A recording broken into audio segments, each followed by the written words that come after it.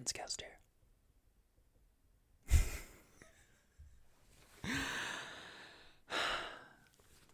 May you be happy. May you be healthy. May you be peaceful. And may you be safe. May everyone watch you be happy. May everyone watch you be healthy. May everyone watch you be peaceful. And may everyone watch you be safe. May all things be happy. May all things be healthy. May all things be peaceful. And may all things be safe.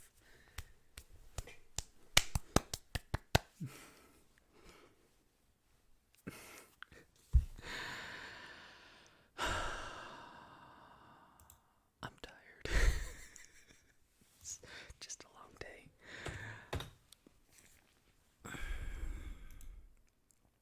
Switching gears from just moving from one assignment to another. And you're like, how am I supposed to do this class again? After you've just been like working on a different class, and you're like, ah. That's how my day was. Just like, and then it required me to act. I had to practice lines and then record myself for like a 2-minute video. So it's just like, okay, fine.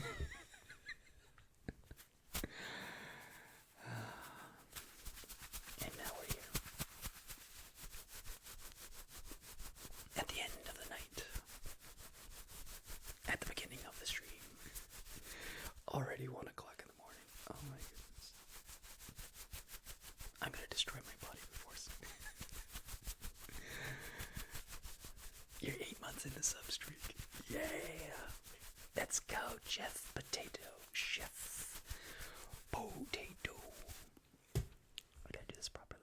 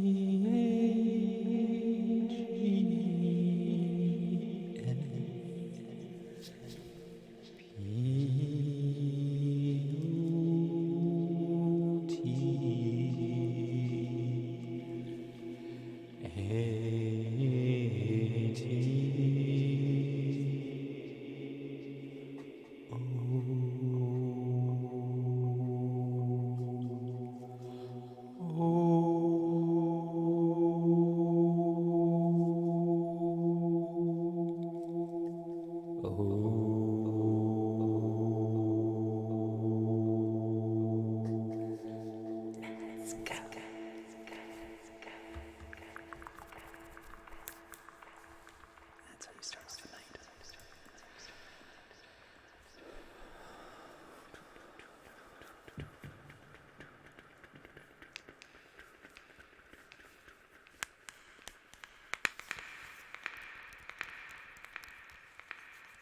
What are we doing tonight, guys? What would you like me to do? I'm thinking of like reading the rest of my story. I don't know if you guys want to be up for that. Or are we doing a normal stream? I don't know. Did I did it echoless last time? I don't know.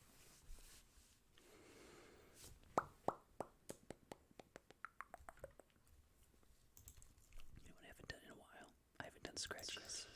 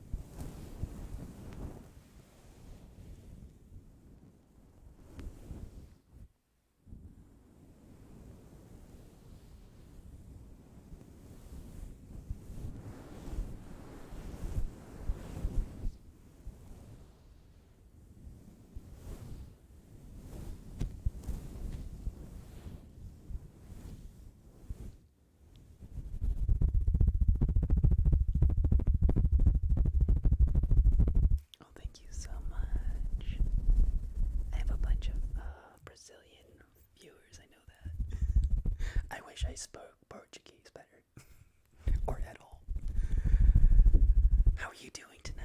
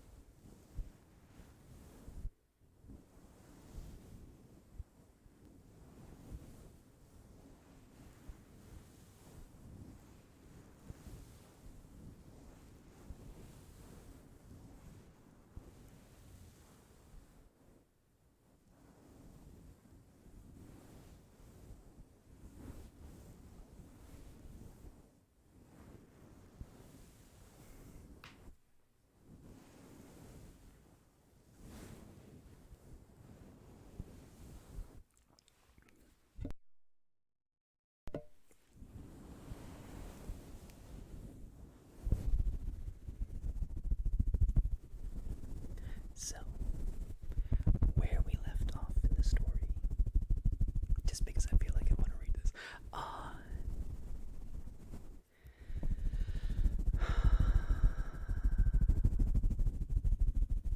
So, the setting is the zombie apocalypse. Henrietta had followed a mute survivor who had the luckiest, the most unlucky luck imaginable. She met a witch in the woods. The story master Mike.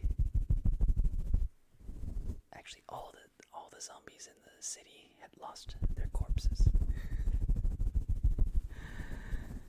The story master Mike made a group of followers, and then they were eaten by like a carnivorous ghost, leaving Storymaster Mike there to entertain his captor. Henrietta had just witnessed a horde of zombie deer attack the witch's house, the cottage, as they attacked the chickens on the farm.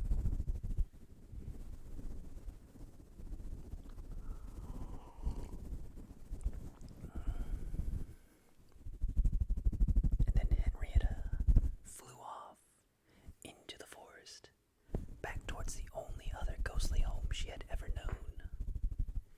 As in, she went back to the city that had been firebombed for no reason. It just blew up in fire. Where Mist and the mute survivor are unaccounted for at this time.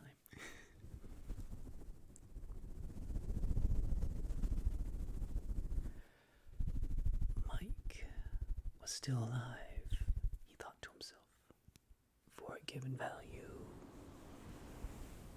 of alive for a ghost, that is. The sharp-eyed man had been swayed by his storytelling abilities enough to not eat him right away, and also told him to refer to him as master. So, now he was the pet of a narcissist. Mike would be the first to admit the irony of how he, a big narcissist himself, was a slave to an even bigger one. But at least he wanted to pretend to himself that at the end he had everyone's best interest at heart before they all got eaten anyways. He really did. However, despite recent events, it was fascinating experience. It was a fascinating experience being under the terrifying wing of this cannibalistic apparition. Although, given the circumstances, he may just as well call him a demon. For starters, the sense of terror and awareness of his own mortality had returned to him since he died by zombie bite. And this master seemed aptly able to live up to his name. He sure did have an overwhelming strong sense of freedom compared to any other ghost he has seen. Freedom aside, the man simply terrified him with his wit. He didn't really say much, but when he did, it was like an unseen assassin stabbing from the shadows straight at the heart of the subject at hand. There was no defense for it. But what scared him more was when he wasn't talking, because that was when he was listening. When the master wasn't talking.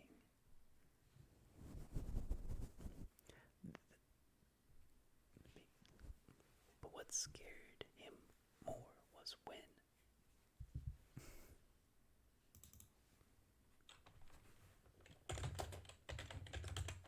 master wasn't talking. Okay, hold on. First try.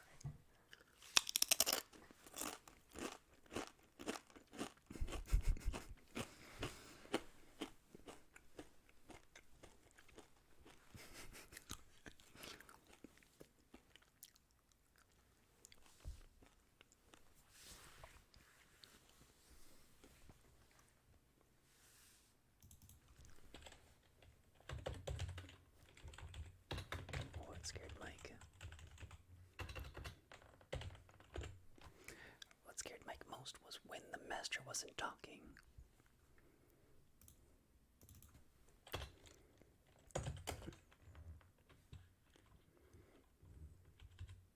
Oops, wrong button.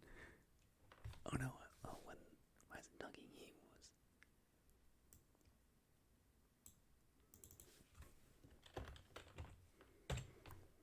But what scared Mike most was when the master wasn't talking. That's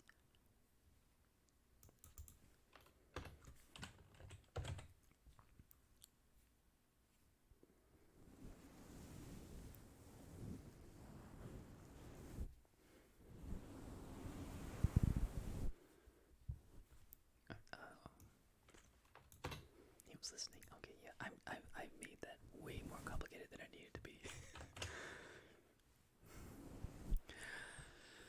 Mike had been smart enough in life to at least learn the difference between hearing someone talk and listening to what they say. Hearing is absent-mindedly acknowledging what someone said. But when someone listened, then there was a true observation going on. When someone took the time to observe, it meant that they were studying, looking for flaws, weaknesses, patterns that they could use later on or elsewhere. Looking for the perfect time and place to strike and get what they wanted or needed. Such people are terrifying. you realize just how much power their observations really held. Knowing all this, Mike made sure to say as little as possible. Unfortunately, this also completely gave him away. But for the lack of a better alternative, this was just about the only option he could take. The obvious position held silently between the two of them was that any frivolous speaking would be a very terminal decision. So, without hope for any reprieve, he simply followed the master's lead and listened himself. After all, there was so much freedom in listening, especially when the main freedom was that you still had a body to listen with. But besides all that, the worst part of all this was the screams. For the last 2 days, Mike has done nothing else but tell stories and follow the master around as he stalked down all the fallen ghosts frozen in their place. The sight of him eating each one was so gruesome that Mike had turned away each time as stray pieces floated away from the scene of the ghostly slaughter. It was something he just couldn't get used to despite having witnessed countless zombie survivor raids. But the very worst part was that all the fallen ghosts recognized Mike. Their faces would light up instantly at the sight that someone had found them, on top of the fact that it was the story master himself who had found them. And they would be so elated, right up to the part that they were eviscerated. Their screams of disbelief were enough to make him scorn his former cherished title. Mike didn't believe in heaven or hell. After he became a ghost anyways, and while mainly because he thought, well, this must be it. But being stuck in this slave-bound psychological torture with no idea if there could be anything after this ghostly death, if the master ate him here and now.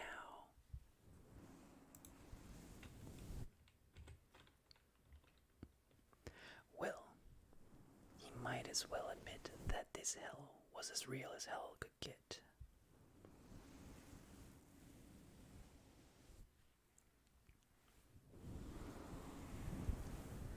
It was beginning to feel like a mistake coming back to the city. It wasn't even a city anymore, not after the hellish fires finally died out. All that was left was a series of collapsed husks of what could have been buildings at one time. It looked like an alien landscape compared to the familiar city Henrietta had spent most of her life in, as well the better part of her death. After a day or so of wandering through the charred wasteland, Henrietta found a few fallen ghosts in a group. They were all huddled in one spot, not moving or talking much, and looking as if they were malnourished, if that kind of thing was possible. When she approached, they all rushed at her hungrily and eager for stories, gossip, anything really, as they had no one to talk to but each other.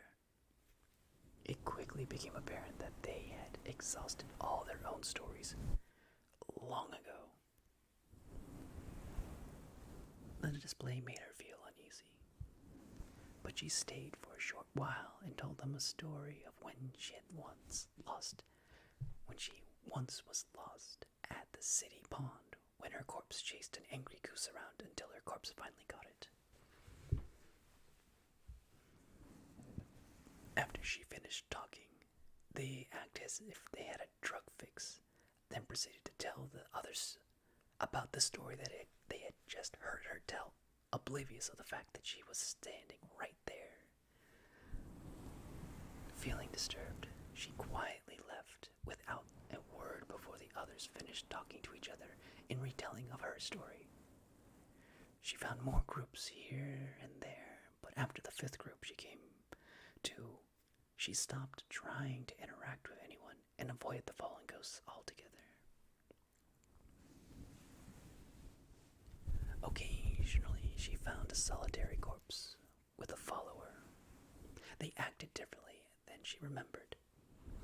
They were defensive and ornery at the sight of her, probably because she looked like another fallen ghost. They shouted obscenities at her non-stop for her to go away. When she left without a fuss, it seemed to surprise them, like they were interrupted mid-sentence by a duck that flew into their face without warning.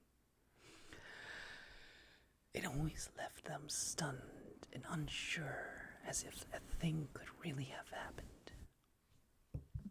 At least there was plenty to eat in the city, at least in the manner that Mist had taught her. In Henrietta's recent avulsion from Ghost Society, she wandered around, not really sure what to do with herself. But there was plenty of food everywhere. She never really knew that she could eat so many things as a ghost. In a wine cellar, Henrietta found a recently broken bottle of fine champagne.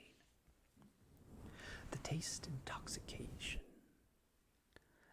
of intoxication floated up like a bubbling aura, hanging softly in the air. Later in the coffee shop, a coffee ground bag had been broken open and had brewed slowly in warm rainwater that had pooled in a giant novelty cup from one of the customer displays.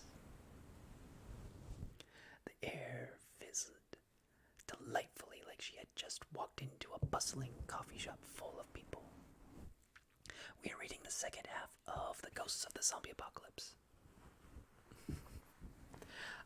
If you want to, I can give a recap if everybody wants one.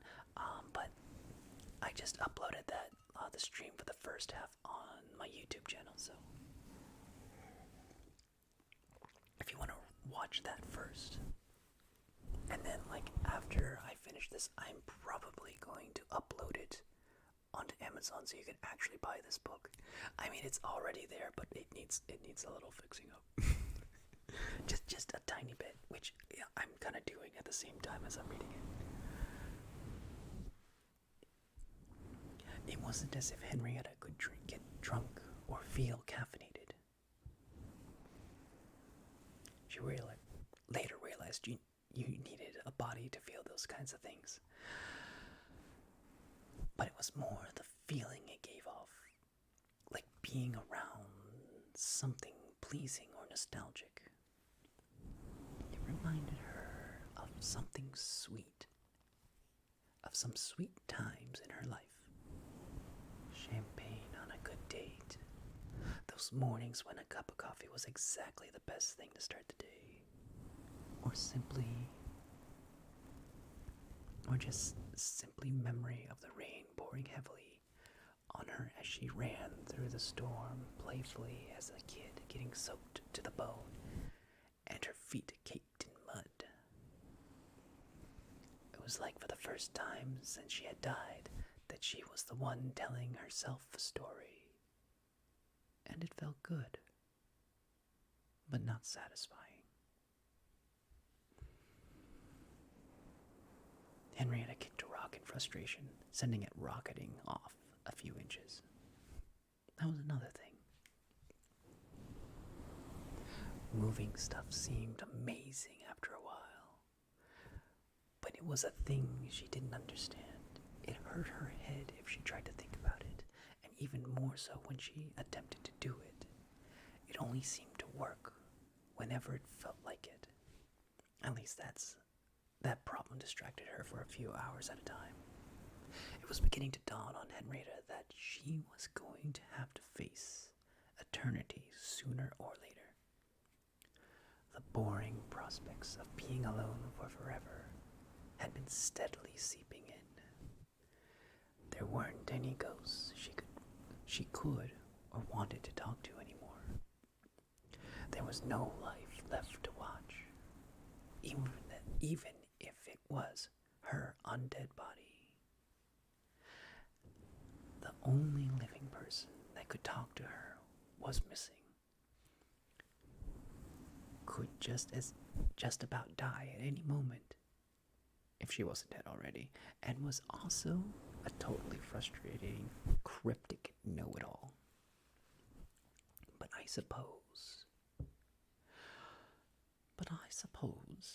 if I had been able to talk to ghosts while alive, I'd have wanted to be a know-it-all as well, just so I could go to sleep at night without being completely terrified all the time, Henrietta said to the air as she looked out over the destroyed city. But besides all that, one thing was really bugging her. Why was there a pair of fallen ghosts roaming around? I thought all the groups stayed in one spot. Things were getting odd. A little more so than usual. A little more so than the usual terror that had been engulfing Mike since meeting the Master. The Master began to behave differently after that last group of ghosts said something before he took this chance to eat them. There's another one coming, those ghosts said eagerly. What could it mean? Another ghost with a corpse? The Master avoided those for some reason. I think he said, "Not ripe enough," under his breath the other day, but I'll be damned if I'm going to ask him about it. Still, he is acting strange.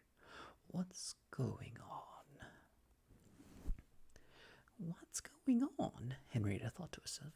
The pair just kept moving around almost in a zigzag, as if looking for something. Or more, one was looking around while the other one followed closely behind and stood still while waiting for the other to do something else. They were getting closer to her location, and that unsettled her for some reason, especially after they just went into the wine cellar with the champagne. Well, it's not like they're searching for me. What are we doing in this demolished coffee shop? Mike thought to himself. First the wine cellar, and now this. Oh my god, they're totally searching for me, Henrietta thought. Where is the Master going? We were barely in there for a moment. Okay, so what do I do now? It's not like they can hurt me.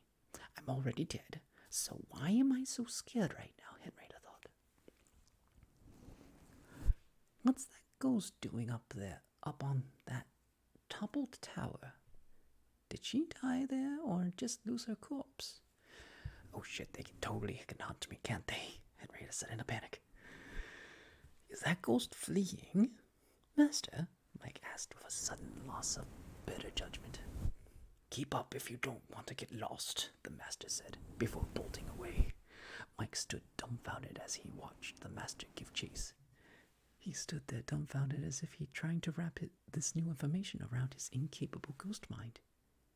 He struggled to comprehend a ghost who could move freely and wasn't the Master. Then he stopped trying and said the only thing that came appropriately to his mind. What? Oh shit, he's chasing me. I can't see him, but I know he is. Henry quickly ducked into some rubble. What do I do? What do I do? A pair of hands burst through the walls just as Henrietta reflexively jumped back. She ran just as a menacing man with a sharp, focused look on his face burst through the wall angrily and flew, instead of ran, after her. Following suit, she gave up on her legs and flew faster than her feet could take her. Mike clambered to the top of a toppled building, just as he saw the odd ghost burst into the air like a bird, as the master flew behind her like a terrifying bird of prey. They sped in an arc high above the city in a matter of seconds before the master caught up with her. When she dodged his attack and dove into the earth, the master then recovered and dove right behind her. Mike was no expert, but if he could be any judge, he would say that the master was playing with his food. Rushing blindly through the strata of the earth, Henry lost all sense of up and down. Everything was a pit of empty darkness rushing by as she darted, dared not stop. The beast of a ghost could smell her out. That beast of a ghost could smell her out. She could see that, and whatever he wanted her for was obviously going to be a very terminal experience. This gave rise to an unfortunate, untimely distraction. If I can die again, what the hell is going to be next? Henry fought hard to subdue that thought for the time being as she flew in frantic, random directions. But something about all this terror made that thought stand in the front of her like a mother menacingly blocking the doorway for look of, I don't care if you are going to be late. We are going to sit and talk about this now. Henrietta stopped cold at the imagery of that thought, on top of the memory of all the frustrating, awkward times her mother did that to her. And just like then, she really didn't have time for this. It was then Henrietta realized something refreshing was rushing through her face. She took a moment to focus and realize she was in a water main. She didn't hesitate as she sped off along the pipe. She followed the twists and turns it made by feeling how refreshing the clean water felt. It was truly as close to a shower she'd had since she died. A phrase which she realized was becoming a bit cliche now. But, well, that didn't matter. This felt good. She had a direction. She wasn't going to find out what death beyond death was going to be like when something suddenly grabbed her in the dark.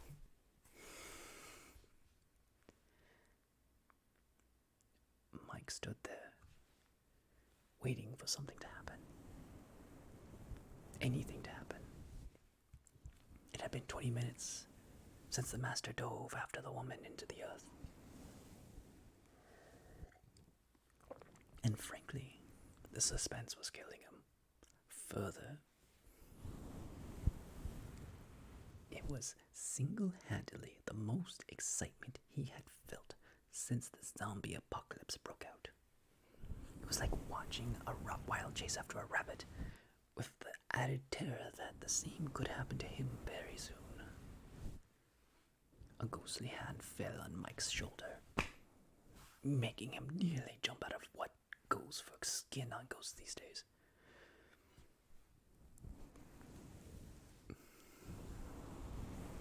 After the chain reaction of screaming while quietly keeping his mouth shut, with the inescapable urge to flee while being too frozen to do so, he collectively took a breath and calmly stepped away to turn around. The master was standing there, holding an arm. The same arm he had just put on Mike's shoulder. The same arm that he assumed recently belonged to that fleeing woman. Here, Mike said, tossing Mike the arm. You should eat something. You haven't eaten a thing for days. Mike looked disgruntledly terrified at the arm laying on the ground in front of him. Not that it makes any difference to me, the master said, sitting down comfortably as he looked out over the cityscape, as if he had just enjoyed a satisfying meal. You're still just a snack waiting to happen. Mike said before he could catch himself. Go on, spit it out. I'm too full. I'm too stupid full to bite you, the master said with a sinister toothy grin. I don't know how to eat. I didn't know we had to. What do you think all those stories you told each other were? Entertainment in this boringly endless existence? Oh, well, yes. Those stories were your food. You lived off them. Listen, I don't care if you understand that or not. I'm only telling you this 'cause I'm in a good mood. There hasn't been a meal like that in a very long time for me. Reminds me of the time I ate Princess Shuangala. Now that takes me back. Kept me full for months. Not that this girl had her poise. She must have just started training. Still, can't let them have a chance to get away. Too much trouble to find. They damn near fly across the planet once they're onto you. You know, I once had one try to hide on the moon. Tricky one that was. Twice as tasty, too. Mike just stood there in a trance, quietly staring at the arm laying motionless, laying more lifeless than a normal ghost's arm on the ground, all while he listened to the master prattle on. It was as if he were in a bad dream that was about to turn into a nightmare. He picked up the arm and held it to his chest, securely, like a security stuffed animal. Finding momentary comfort in the severed arm of an unknown ghost suddenly freaked him out to no end, adding to the constant stream of terror that he had found himself accustomed to now. This mildly caused the interest of the master. This mildly caught the interest of the master. Oh, so you're going to keep it as a pet? And I thought I had done some messed up stuff before. Still, not the most interesting thing I've seen a pet do. Well, go on, keep it then. I would say you have about 30 minutes to enjoy it before it starts to break apart. They don't last long when there's not a body attached to it. This made Mike hold the severed arm even tighter, as he felt so incredibly helpless and lost. Despair took over as he sobbed silent, dry tears that were not capable of coming. Enjoy the moment while it lasts. We're moving on from this dirty, dry well soon enough. I swear, if it weren't for that girl, I'd have eaten you out of disappointment. This ghost city is a complete sorry excuse for an afterlife. Come on, don't look at me like that. We both know what I am. Why pretend any different? Now don't push your... The master suddenly keeled over when Henrietta astonishingly phased out of his body like it was vomit.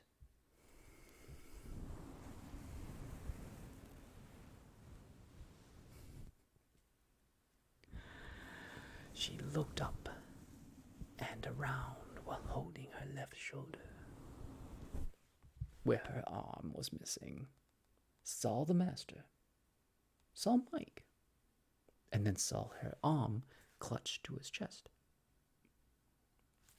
The next few moments felt like an incomprehensible dream for Mike beyond the sudden materialization of Henrietta.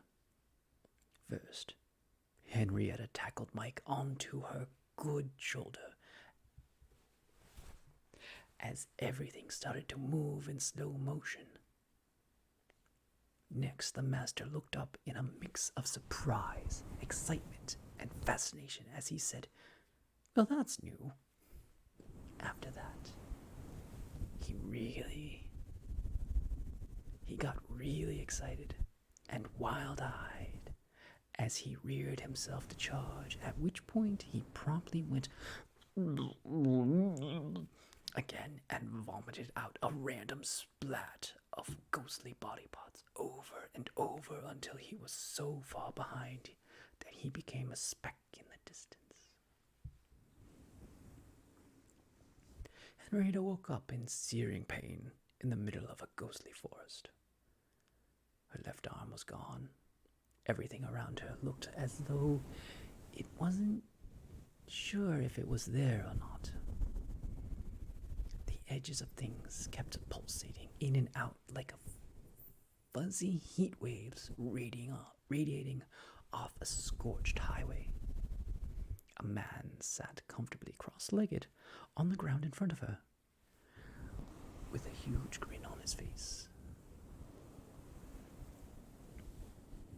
which wasn't so weird except for the fact that he was sitting upside down while his butt was still on the ground, while her own feet were on the same ground that he was sitting on.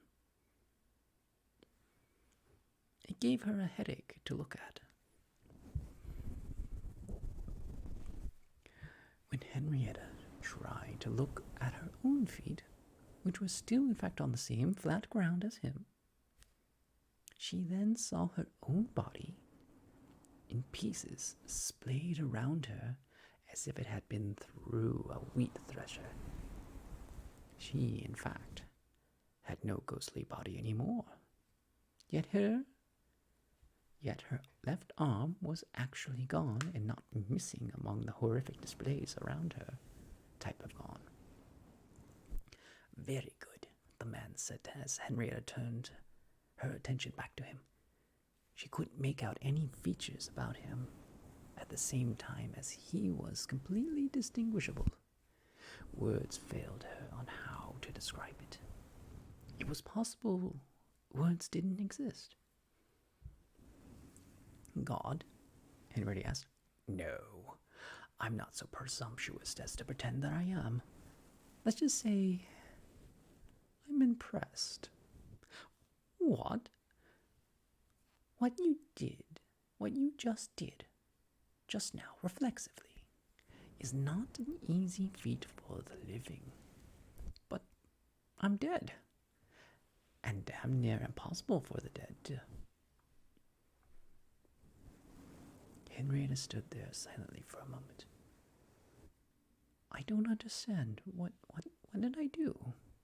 Don't worry about it, the man said as he stood up, making Henrietta feel as though he should have hit his head on the ground if it were not still under his feet, as he walked still upside down toward her, on the same ground that she stood on.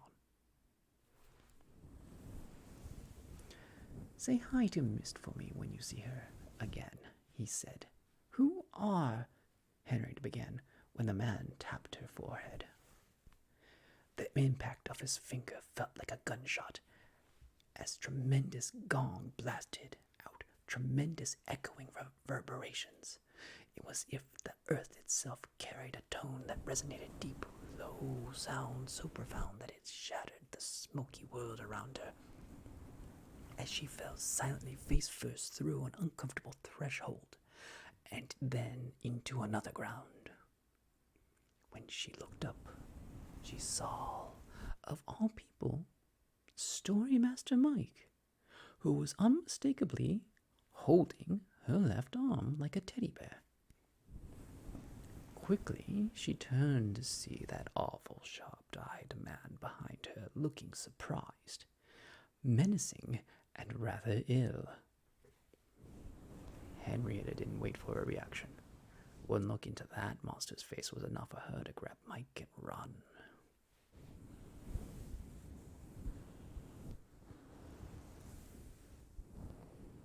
What happened back there? Mike shouted, as the world sped past him atop Henrietta's shoulder, who wasn't about to stop for anything. Where are you taking me? Mike asked. I don't know, Henrietta said. We can't hide from him. He will find us. This made Henrietta stop cold. She didn't say anything. She just stood there until she reached a decision and started to move again. Did you hear me? There isn't anywhere we could go that he can't find us. Then anywhere is as good as anywhere else. So shut up. I didn't mean to. I know. Just don't talk. Besides, I might know someone if they're still alive, that is. What do you mean? Don't worry about it. Just be quiet for a bit. The silence lasted for 2 seconds. What did you do? Oh, would you shut up? I'm sorry. This is all just so overwhelming and hard to process, and possibly would be just as hard if I were alive. Stop saying that. It's so cliche now. Really? Because I didn't get that memo. And on top of that fact that we could just die again at any moment, I think it's safe to assume that I would want to know how the hell you did that. Henrietta didn't say anything. Well, I don't know. Henrietta was sure Mike was stunned into silence. He sure felt different in her arm, and I doubt I'll be able to do it again. So if you're feeling so chatty, why don't you tell me why Story Master Mike was with a monster like that? Mike didn't say anything for a moment. Suddenly lost your voice now, have you, Mr. Story Master? Henrietta said, I didn't know you knew who I was. Yeah, well, that was another afterlife ago. I heard you tell a story once. It was quite good at the time. It's just Mike now, Mike said solemnly. Oh, Henrietta said with more attitude than she meant to. A lot happened since the city fell. I imagine a lot has happened to you too, considering who or what you are now. Henrietta didn't say anything for a moment. Tell me what happened, she asked. What? Free of charge? That was then, Henrietta snapped. This is now. She felt bad for snapping. Change wasn't easy for her. It must have been hell for him. Think of it as gossip, she said sympathetically. Right. You're right. Of course, most of us lost our corpses into the fire. I imagine you did too. I lost mine before that. Henrietta said, things got complicated after that. I'd love to hear about it. Another time. Right, Mike said as he paused. We were grouped up after that. Oh, like those little groups I found. Boy, were they creepy. Something like that, but we were a much bigger group. When we ran out of stories, I tried to make up new ones. But I couldn't keep that up, so I took charge and sent people out to find others to tell stories. But Mike went quiet for a moment. The air felt tense. But he had already found us, Mike continued. So you sent people out, and they brought him back? No. He was already in the group, watching and waiting. His eyes creeped me out, so I sent him with the search party. It was really working. It really was. We were going to find all the fallen ghosts. All the fallen people, and bring them back. And no one was going to be lost because we all had each other. Mike paused. He killed the search party. He killed those who were already dead. And then he killed everyone else but me. Said I amused him. made me his pet. Made me tell stories on command like some neat trick, while he ate more and more people in front of me, taunting me with their ghostly flesh.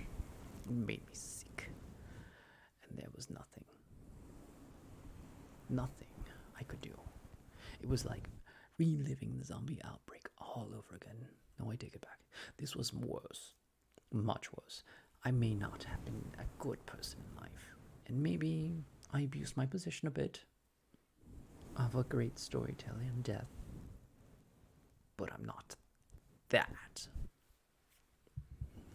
Mike shivered with rage in Henrietta's arm. It was the first time she realized that he didn't weigh anything. Being a ghost herself, she would have thought it would be at least something. Thinking about that took her mind off things. I got your arm here, Mike said, and my mind's back in. He wanted me to eat it. Said I hadn't eaten in days. I don't know what the hell he's talking about. As if I could eat someone's arm like he does. Just hold on to it for now. We can deal with that later, Henrietta said, while keeping her eyes forward. He also said it would be gone soon, without a body, that is. Damn. How long? 20 more minutes, maybe? Damn. Hold on. What? Henry picked up speed like a gunshot. She didn't know where it was coming from, but she imagined it was because she had never tried. There was so much more to being dead than she thought. It was 10 minutes later when Henrietta arrived at Miss' cabin. The place was torn apart. It looked like no one had been there for days. If they had, they might have scooped out all the deer shit. What happened here? Mike asked. Zombie deer. Oh, that's original. I definitely want to hear that story. But does this mean your person's already dead? She was gone when it happened. I was hoping she was going to be here. It's been a few days. Have a look around and see if you can find anything, and give me my arm back. Mike looked down at the arm. It still clung to his chest like a teddy bear, and felt embarrassed for it. Sheepishly, he handed it back to her, then went to look around before he froze at the doorway. Mike moaned. What is it? I can't leave your sight. What? Henry said in disbelief. I'll forget as soon as I leave your sight. I don't want to lose myself. Not after that. I can't. I won't do it. I'm too scared. Mike said with his eyes clenched tight. Henrietta sighed. Then went over to him. Come with me, she said softly. Mike followed Henrietta upstairs to where, thankfully, the spirit bed was left untouched.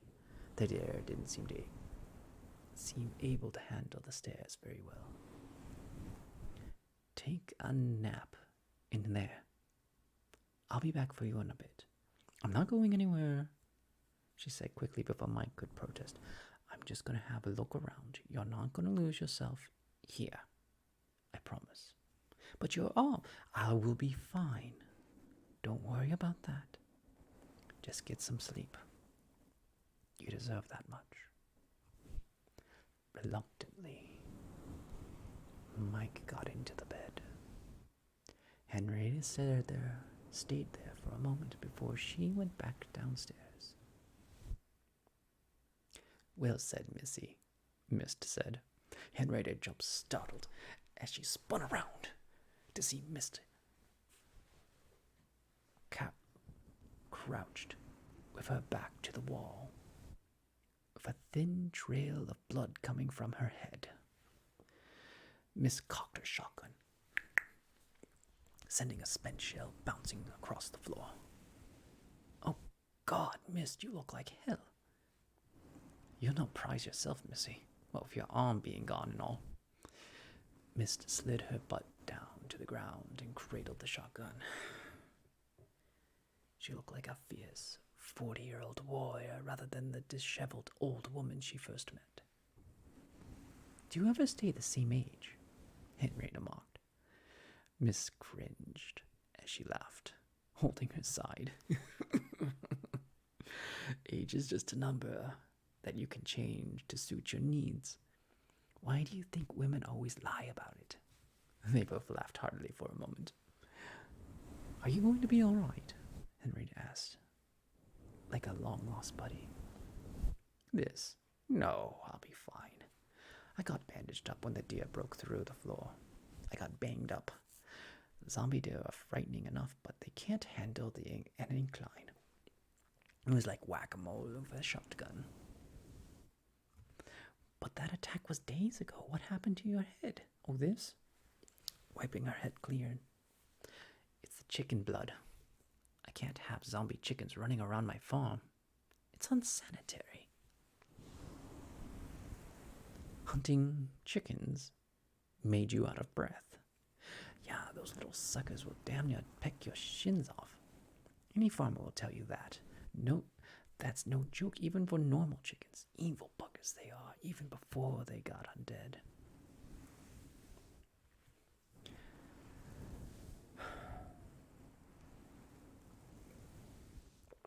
Mist, you are just the best kind of stuff, Henrietta said, giggling.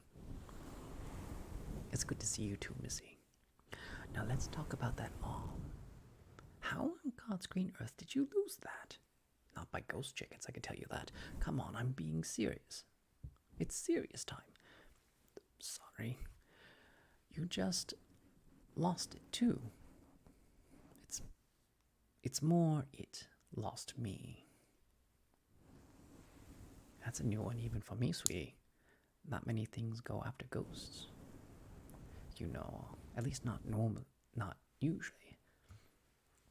I've heard the old rumors and stories, but when most of the population cares more about the living and can't perceive the dead, you don't get much in the way of research on the subject.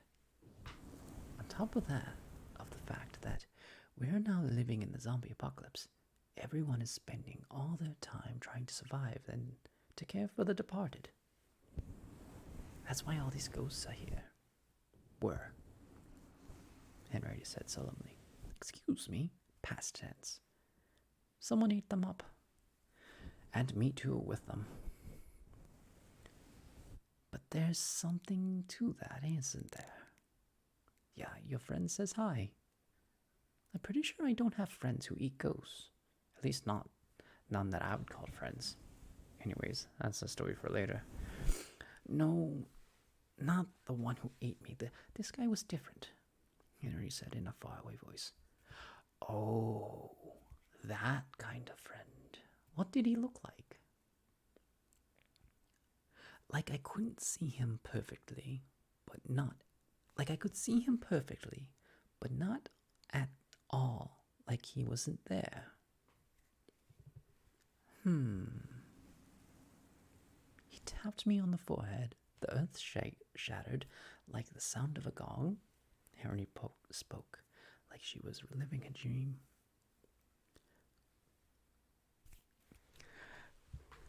Hold on. I need to grab something.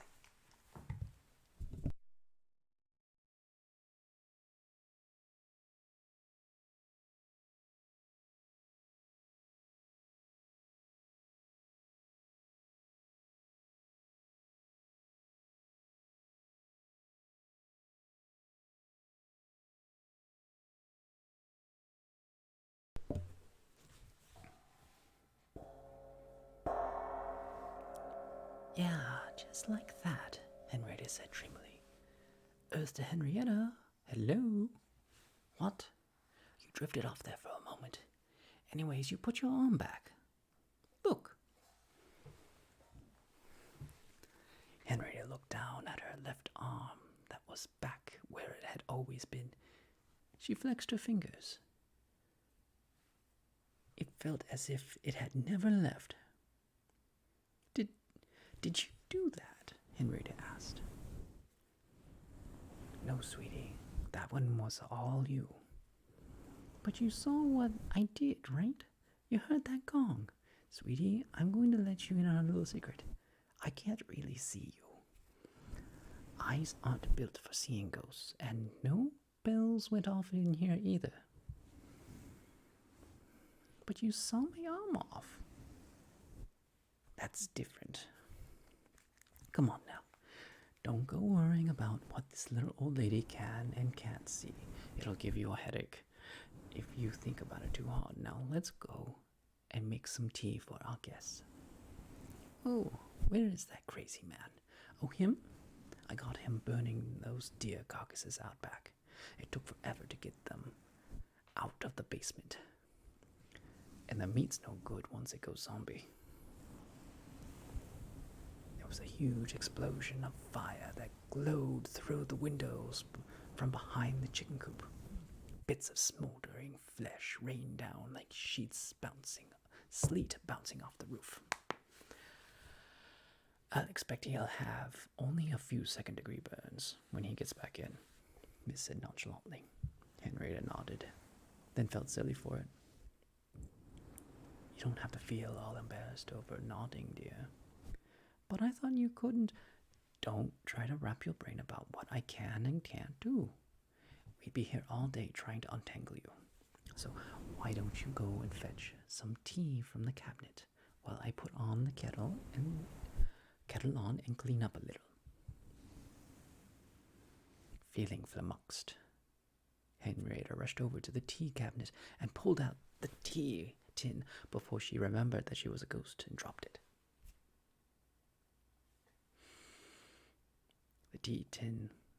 The tin burst open, spilling the tiny leaves all over the floor. Oh, I'm sorry, Henry said, shocked and embarrassed. Miss sighed and said, It's okay, dear. I wanted to see how far you would get with it. Seems you did pretty good. Now, if you are feeling confident, could you sweep that mess up into a pile with your hands? Take your time now.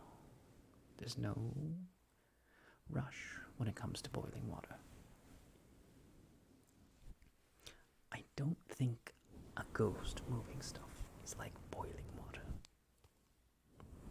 I meant the kettle I put on, dear. Oh, of course. And yes, it is.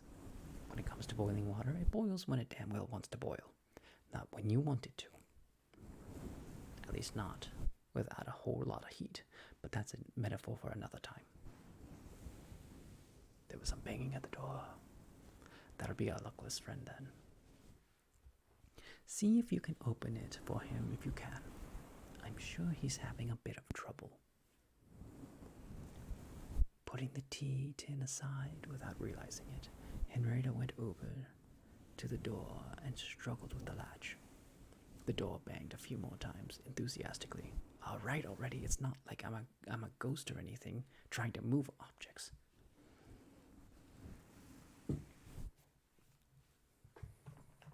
I don't have a good click sound. There, the door. The door unlocked. Henrietta moved back as the door opened and then felt her stomach drop like a stone. There, standing in the doorway, stood herself. Time stood still for just a moment. Mist, look out! Henrietta shouted. Henrietta's corpse lunged into the house and was upon Mist before she could react. Knocked to the ground, Mist fought to correct herself just in time to hold Henrietta's lifeless head back from her, giving her a fatal bite.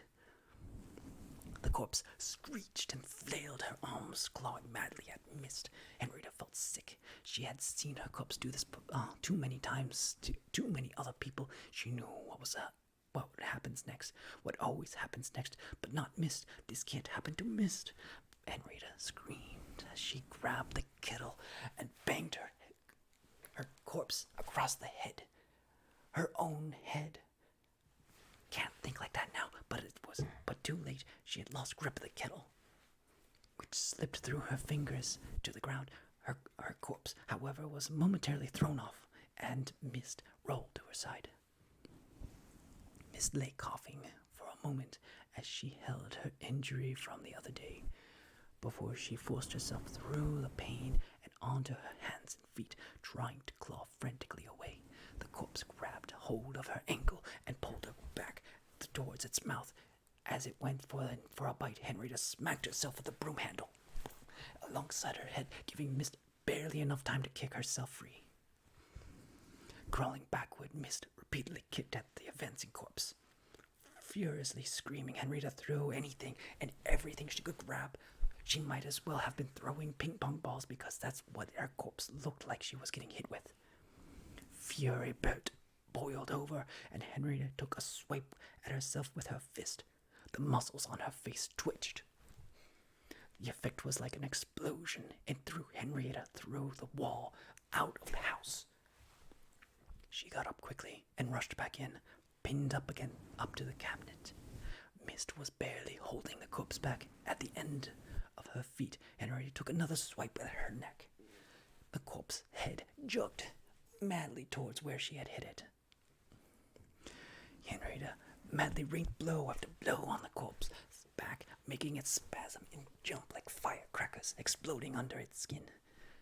The effect was tremendously explosive to Henrietta's, sending her fists bouncing back like she was hitting a ferociously exploding rubber wall. Henrietta screamed in pain and frustrated fury. "You need to possess it," Mist shouted. "What? Take it over." Henrietta looked down at her corpse, then back at her ghostly hands that were smoking slightly from the physical contact with her corpse. Taking a deep breath, she looked back down at her corpse. Then with a raging yell, she dove in. Silence fell as the corpse went instantly limp.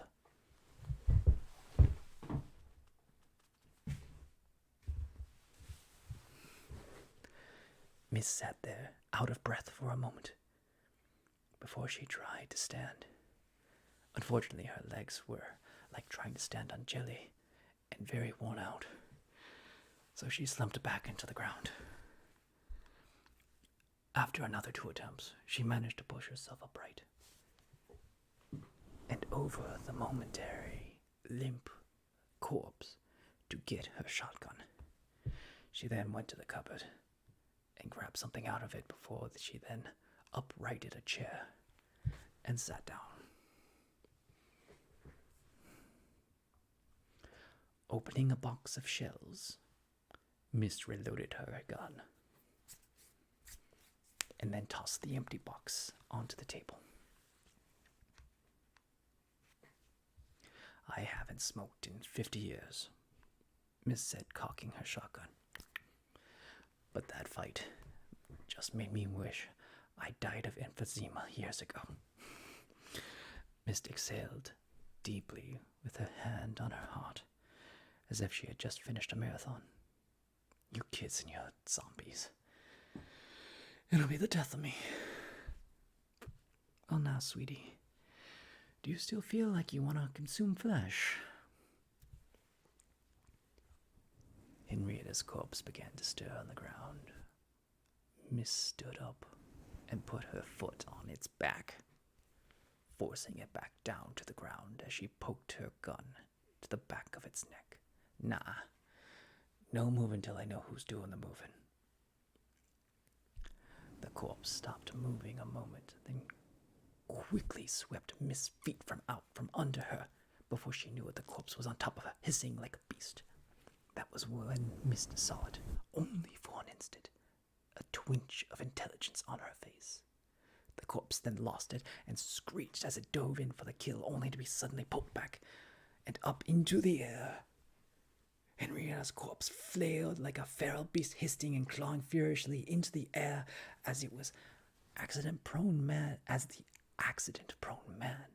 held her into the air. After a brief struggle, he threw it into the basement and shut the door. The corpse started to bang relentlessly on the door, making it shake as the man turned back to mist. "All right," Mist said concedingly.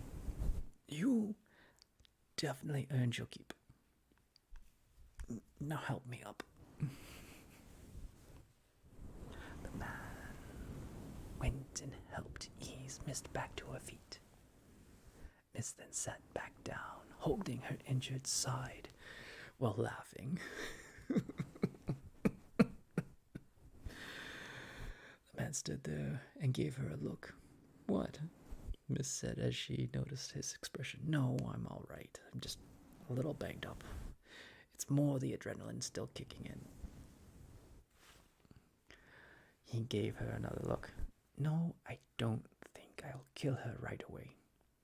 She's our experiment." The man gave her a look that could only be described as, "What?" "Your friend from the other day. She's gone and possessed that thing there. You know, like a demon would. Now, I don't know which way it'll turn out. I'm out of my depth when it comes to possessing zombies. But it is going to be one of those wait and see kind of things." "So what now?" the man expressed. Mist was good at listening to what people say, especially when they didn't say anything. "Well, now, we should clean up. This place is a mess." "Ah, where am I? Oh, God. I've gone and lost myself," said a voice from upstairs. "And on top of that, we have another visitor upstairs to deal with," Miss said as she quickly added, "No, just a ghost. Don't worry, I'll go handle it. You just clean up in here."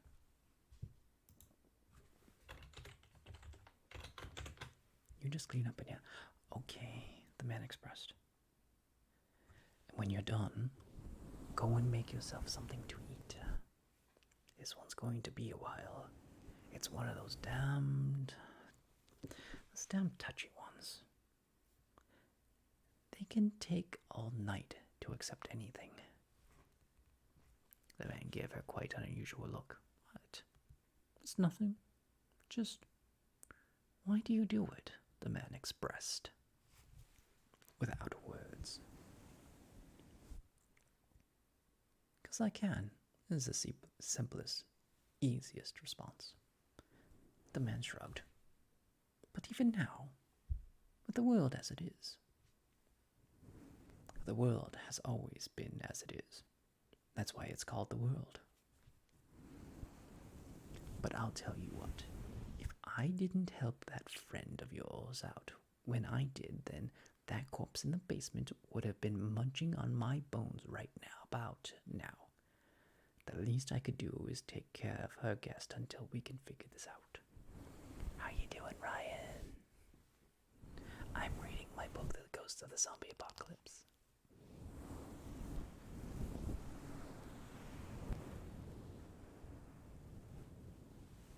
I should change the trigger. I've been doing this for this whole time.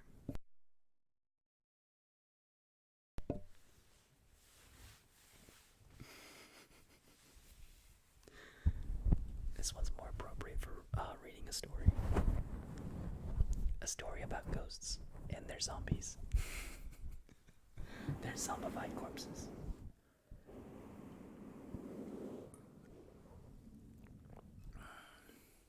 Everything was strange. Where was everybody?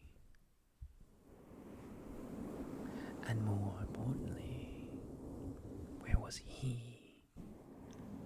Mike huddled up into himself with fear. Too many nights, now he had been at the beck and call of the master.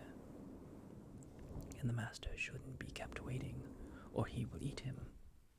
Mike kept repeating that under his breath as he rocked back and forth neurotically in the bed. It was only after a minute he realized that he was in a bed. A comfortable bed at that. How can a bed be comfortable for a ghost? creaking of wood made Mike huddle even tighter in on himself. He glanced over and saw an elderly lady coming up the stairs. He relaxed a little. It wasn't the master, but he still stayed tight like a ball.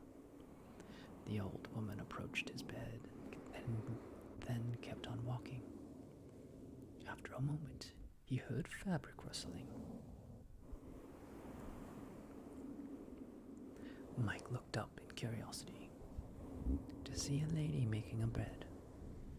She looked old, yet moved surprisingly agile, as if she were much younger than she appeared. As she took the old sheets off and dressed it with new ones, she then went and opened the blinds, letting in the bright red light of the day, and frowned.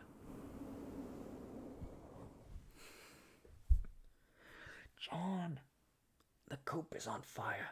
I told you to burn the deer further from the house. Go and take care of it, would you? The extinguisher's under the sink." The woman sighed as she sat heavily on the freshly made bed. Silence fell over the room as Mike watched the woman from behind his tightly wound arms as they clung snugly around his legs. He was waiting for her to get up and leave or do something else. But she didn't. She just kept sitting there as if she had all day. A clock ticked loudly in the silence. "You know," she said suddenly, making Mike twitch, but only so much because he knew he was a ghost. "It's okay to be scared after something bad has happened to you." This made Mike seize up. This woman couldn't possibly be talking to him, could she? Anyways, that doesn't matter. The master could be here any moment and eat him. So what does anything matter anymore? You died, and then something bad happened again. I can tell that much.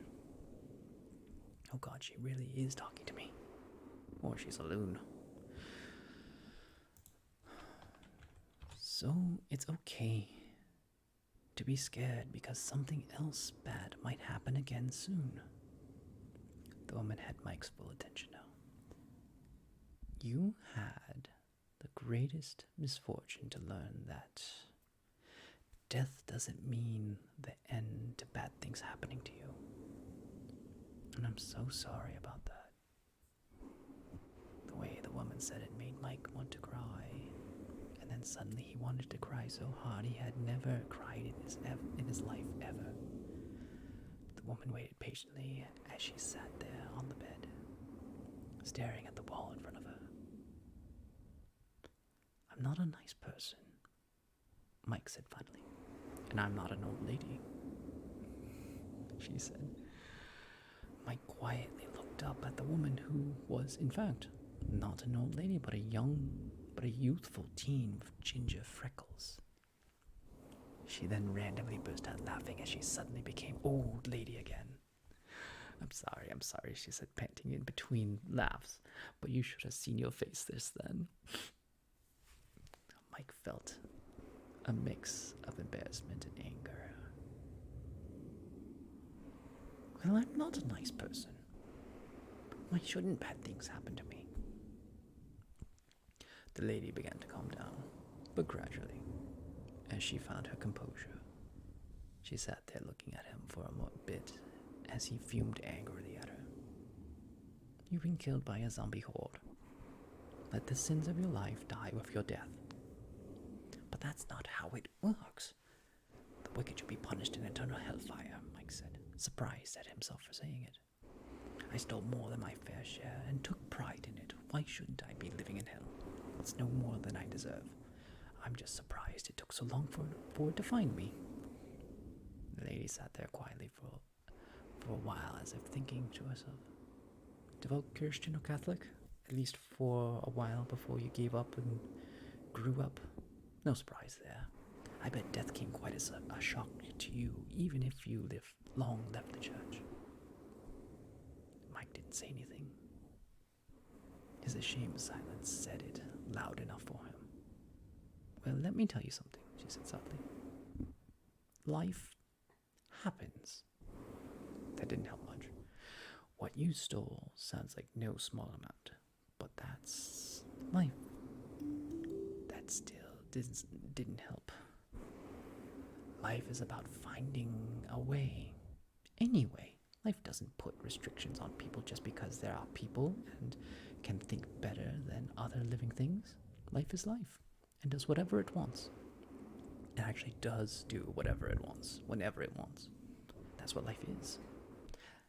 Listen, we're put into this world to live, and we do so as every other life form did before us, by finding a way to live. Any way we can, given our immediate surroundings and resources. Mike didn't say anything, but he was listening. Trouble is, every other life form has the same instructions as every other life form, and that means there's not enough of everything to go around for everyone. So that means there's not enough surroundings and not enough immediate resources, or maybe one wants more than the others do get, and why not? That's one may have gathered to produce more than the others. So why don't we there? So should this is getting way political. So why shouldn't there have more, or that one had been some? Why shouldn't it take some of his? And it gets complicated. He has enough for like 5 of us. The thing is, we turn into each other into another immediate resource, and that rather than turn the actual immediate resource into something useful or into another for everyone. Mike felt lost. And then you get into rationing, which makes you sure you don't burn through the resources too quickly. And I'm mumbling this because it's kind of like she gets mumbly. We'll have another down the road, and I have to protect something from it. So, anyways, and on it goes on like that. Mike sat quietly there as he felt lost and confused.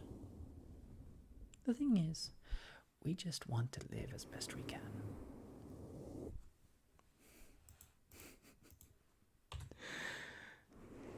So farmers take the best advantage of the soil to yield the crops, and the hunter takes advantage of the animals to predictable behaviors to provide meat, food, and clothing, and the other terrible acts of poaching and thieving take advantage of them.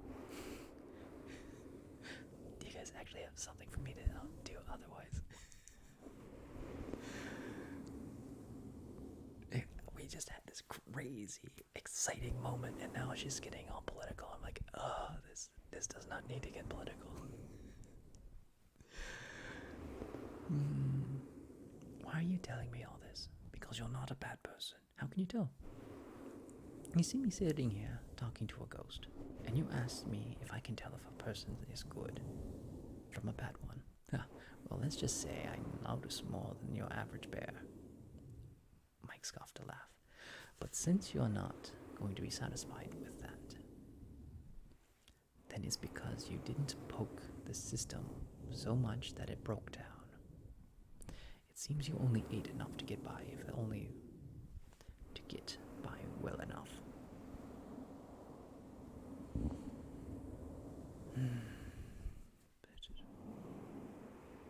But that's so cynical, you might as well forgive everyone for everything you've ever done. Oh my goodness. Okay, so you only ate enough to get by, so only get well enough to put it in a different way. You were just some mangy wolf who learned how to prey on the weak of the herd. Sad but true, that's nature's at work. But that's so cynical. You might as well forgive everyone for everything that they have ever done to anyone for doing anything. Yes, that's the point, isn't it? Mike felt like he just got hit hard with the truth and didn't feel it stick. I feel like I should skip all this. How can you blame anyone for hurting us? Well, I didn't mean everyone should let them get away with it. Only as the predators that can go after the weak as long as others that's the weak and feels back at them.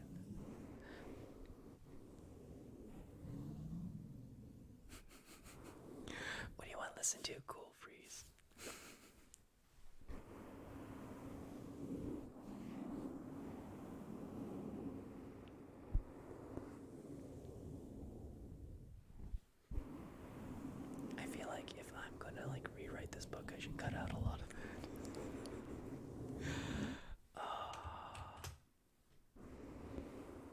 Tapping or fluttering the fingers of any time.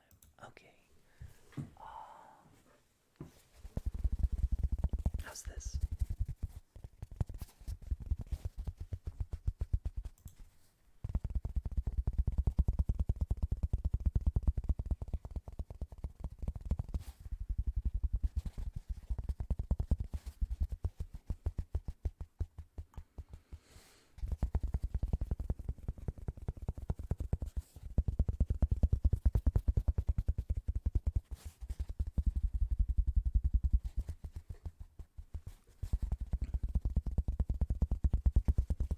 You are not a great person in life, it seems, but that doesn't mean you are a bad one.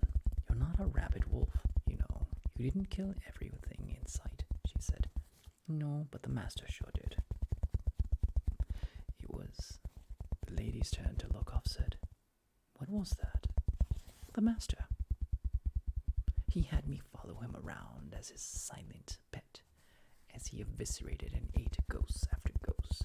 It made me so sick to watch.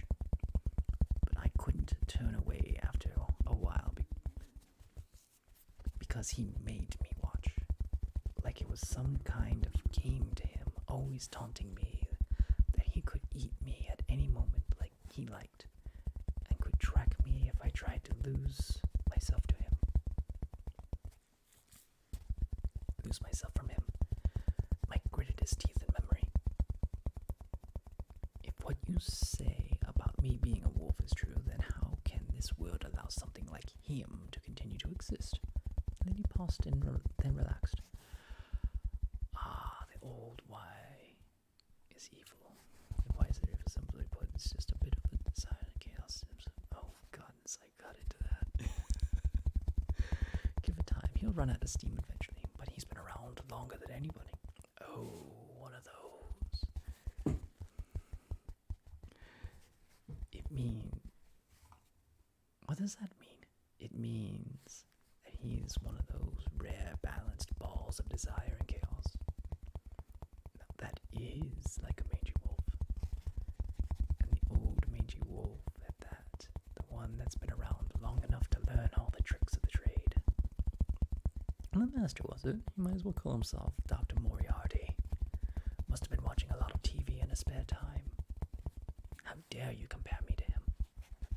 I didn't. You said I was not a bad person, that I was a wolf. How can something be so terrible, be an act of good? Because, she said calmly. Simply because. That's horseshit. Yes, it is, she said, as I lounged back in her bed. Yes, it is, but it's also just how it is. I feel like I need more political stuff. Okay, so that's a lot to take in rational thing. He's still coming for me, he said softly with a shiver and terror. Yes, I imagine he is. How can I hope to stop that? I'm not strong like that woman.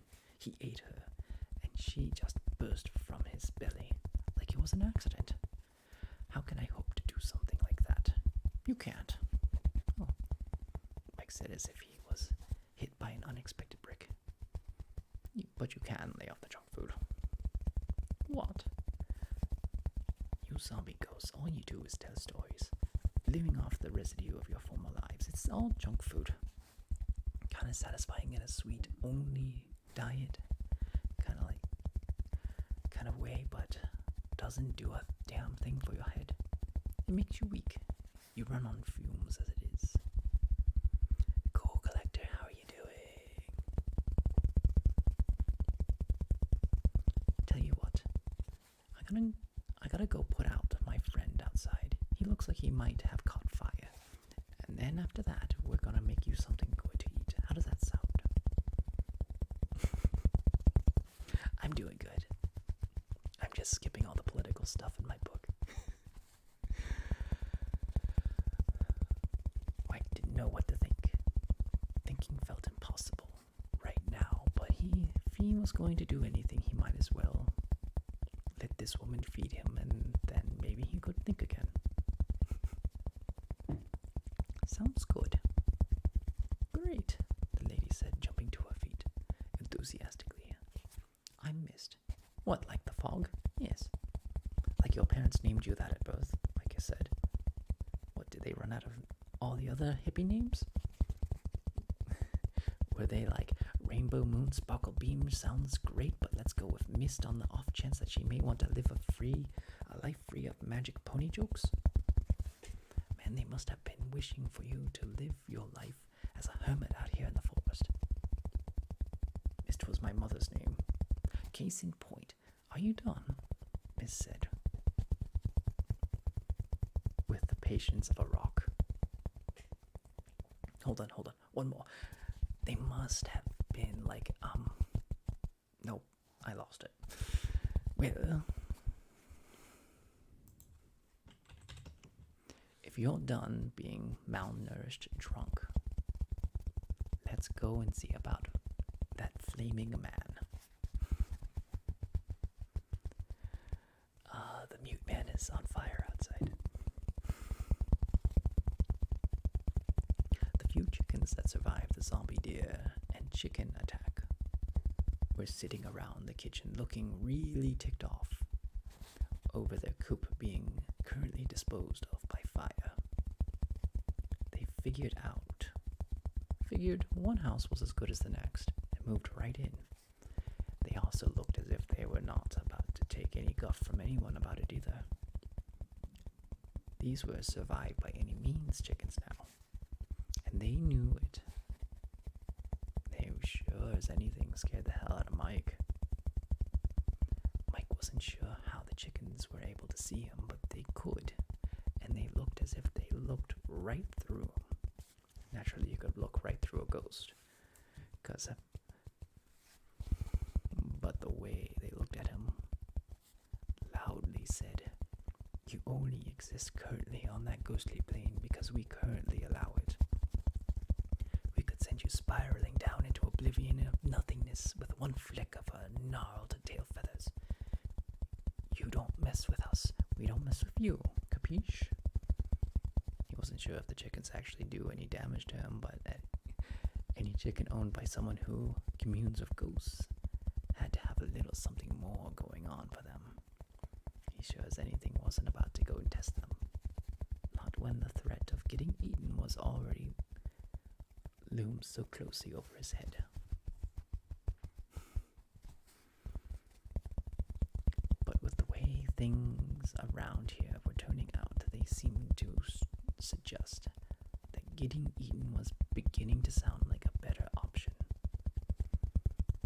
Currently, there was a cup of tea sitting in front of Mike, and that hurt his head because on top of not knowing what on earth he was supposed to be doing with it, he hated tea. "What do I do with this?" Mike asked. "You drink it." Mike looked down at the cup, then back at Mist. "How?" "Did you need instructions on how to eat when you were a baby?" "No, but I'm not a baby. I'm a dumb adult who is in a different body without a manual. Even the zombies know how to eat." Mike sat there, embarrassed and angry at being told that a zombie was better at this than him. He slouched as he pouted the cup of tea like a finicky child, not wanting to eat his vegetables. He then looked up at the man that Mist had smothered the fire off of. He was eating a full meal in a surprisingly good mood for someone who was just engulfed in flames a moment ago. His clothes still smoldered with faint trails of wispy smoke swirling off into the air like incense.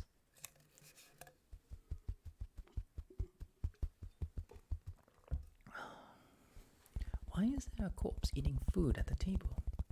Can I eat what he's eating? It looks much better than this weak flavored water." "Not a tea drinker?" "Not at all." "Well, then it's a good thing it's not tea." "What?" Mike said, looking back down at his cup. "Oh no, you can't fool me like that again, but it's true. I can't stand tea myself. Too bitter. That there is medicine." Mike looked back down at his cup skeptically. There was a tea bag steeping in it, in steaming water. Bullshit, he said flatly. Hand to God, Miss said sincerely. Mike looked intently at Mist, while being surprised that he did so. But this was something he was dying to ask since he died. Is there a God? What's that about God? Miss said suddenly, unbalanced by the change of topic. The luckless John stopped eating his meal and expressed, What's this about God? I wasn't listening.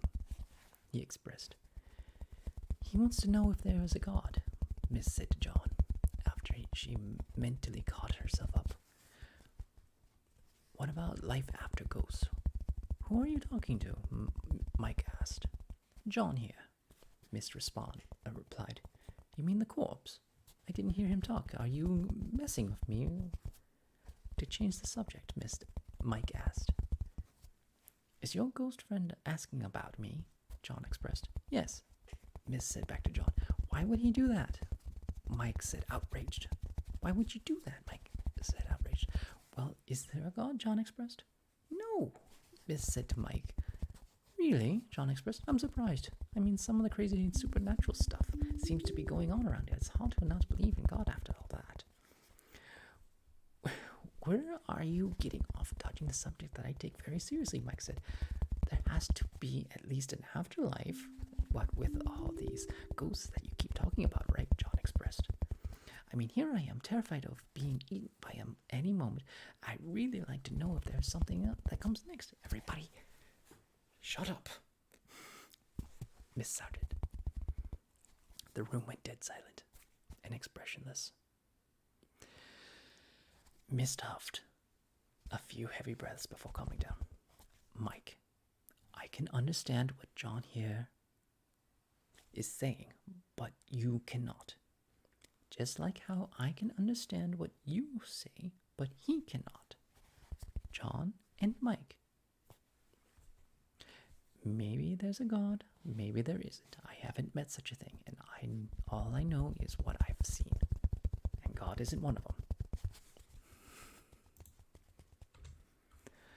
Also, I can definitively tell you if there's an afterlife or not. Not after this one, nor the ghost one, because I haven't been there. If there is, then it's almost definitely not like how we would think it would be. It's definitely not about to turn into ghosts. That only happens with extreme circumstances.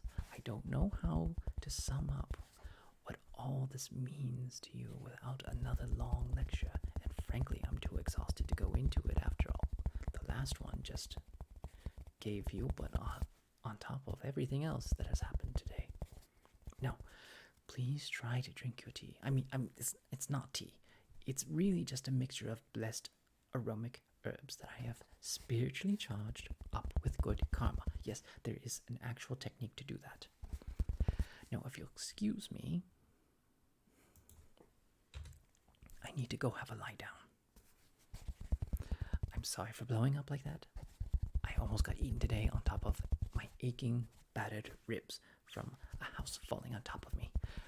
Both of which are something most people aren't normally serene about after experiencing. I am reading a book I wrote back in 2014-15. It's called Ghosts of the Zombie Apocalypse. And it got crazy political like a minute ago, and I'm like, how much of this do I need to skip? Because it was like crazy exciting, and then it got like, exposition. I can skip this exposition. And now we're getting back up to speed, but like, yeah, there's this whole three-way between a mute man, a ghost, and a witch that can understand both of them, but they can't understand each other. So I was doing that whole, what is that, like a Three Stooges joke? Who's on first kind of thing? 13-0, how are you doing?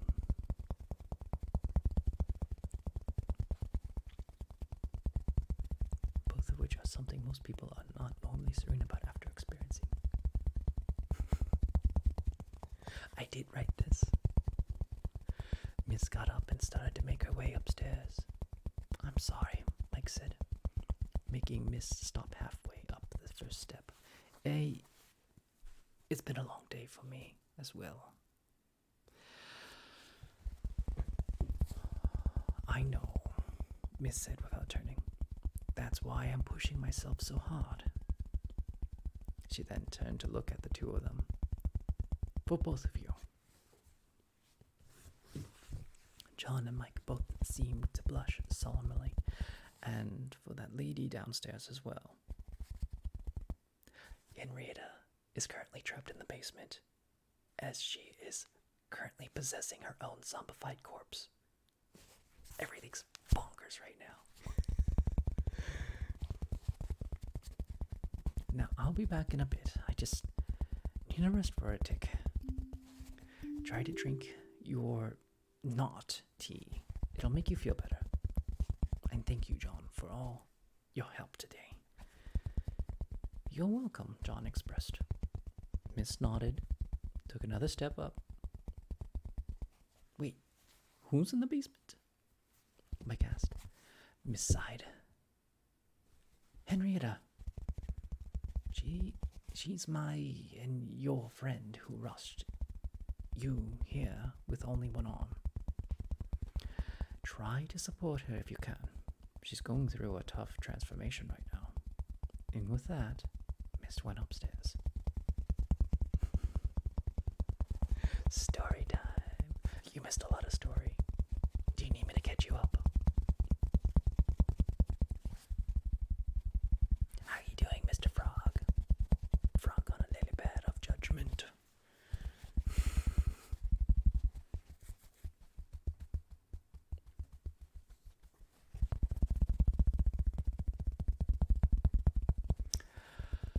The world was pink. And not the kind of pink a 6-year-old paints their room. A 6-year-old. This was really pink. The kind of pink an artist makes by adding just enough white to true red. It was organic. And alive. Alive felt like such a funny word. Now after everything that has happened, Henrietta couldn't remember. Your friend the Froggy sent you mac and cheese video. I don't mean to distract you from your book reading, but I needed to let you know that I almost cried watching your video. It was not from joy. The mac and cheese. Oh my god.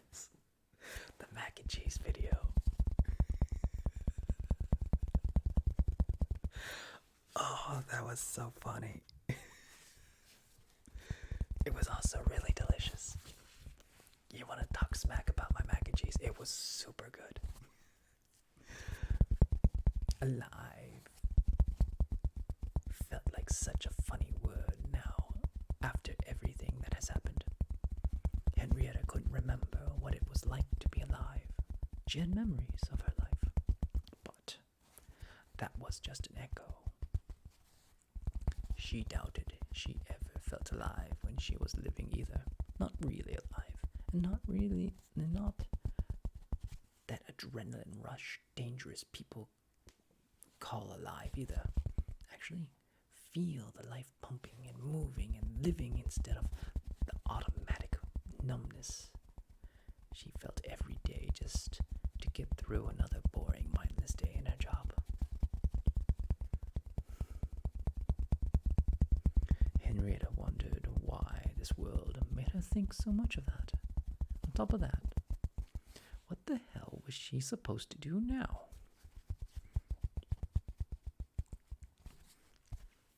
Mist was dozing on her bed, half awake. She didn't feel like trying to get to sleep, not when she knew she wasn't going to get any. Too many years of dealing with touchy ghosts. Any minute now. Mist, are you awake? Right on cue. What's wrong, dear? Mist said, masking her patronizing tone. Years of experience taught her how to do this when all she wanted to do was get sleep. I'm sorry to wake you. It's okay, dear.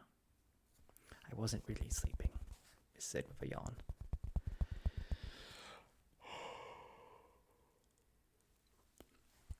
It's just that woman who brought me in.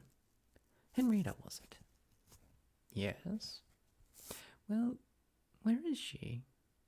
It's just you told me to go support her in the basement, and all I found there was her corpse. Well, she's in mid-possession of that zombie right now, Miss said with another yawn. Can we do that? Oh, yes, but in little amounts, Miss said as she stretched in her arms. I imagine it will reject her out soon enough. Whether you think it or not, a zombie is still a living thing. The living don't take well to being possessed by the dead for very long.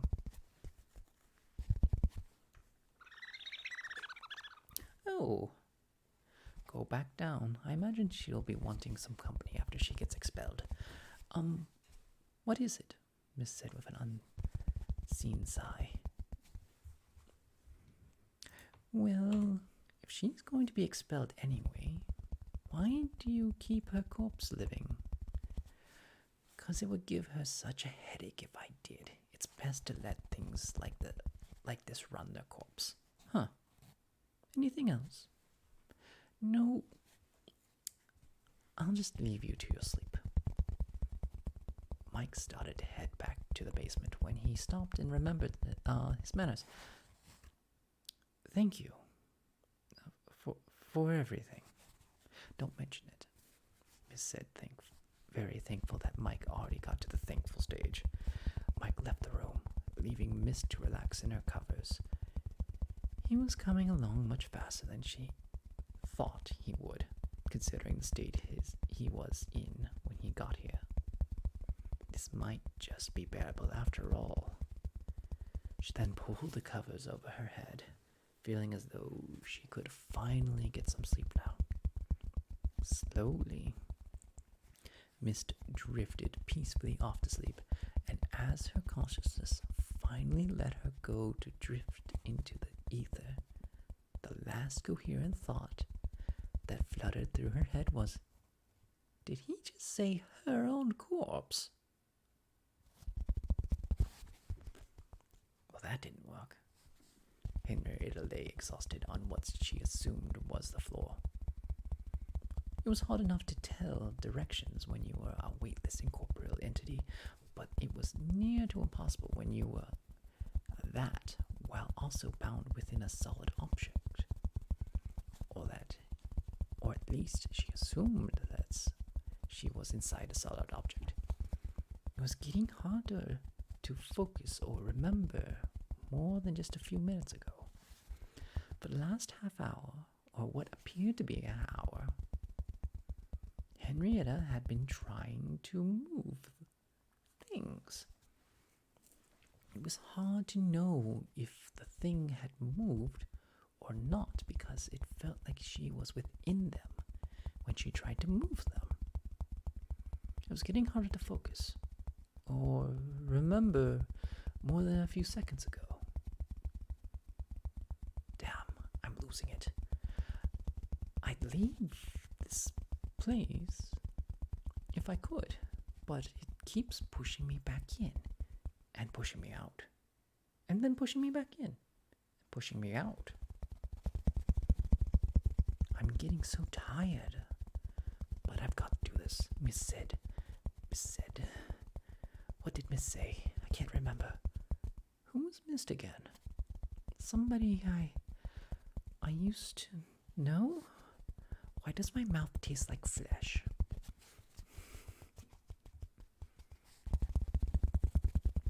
Mike came back down to the basement where Henrietta's corpse seemed to be having a fit on the floor.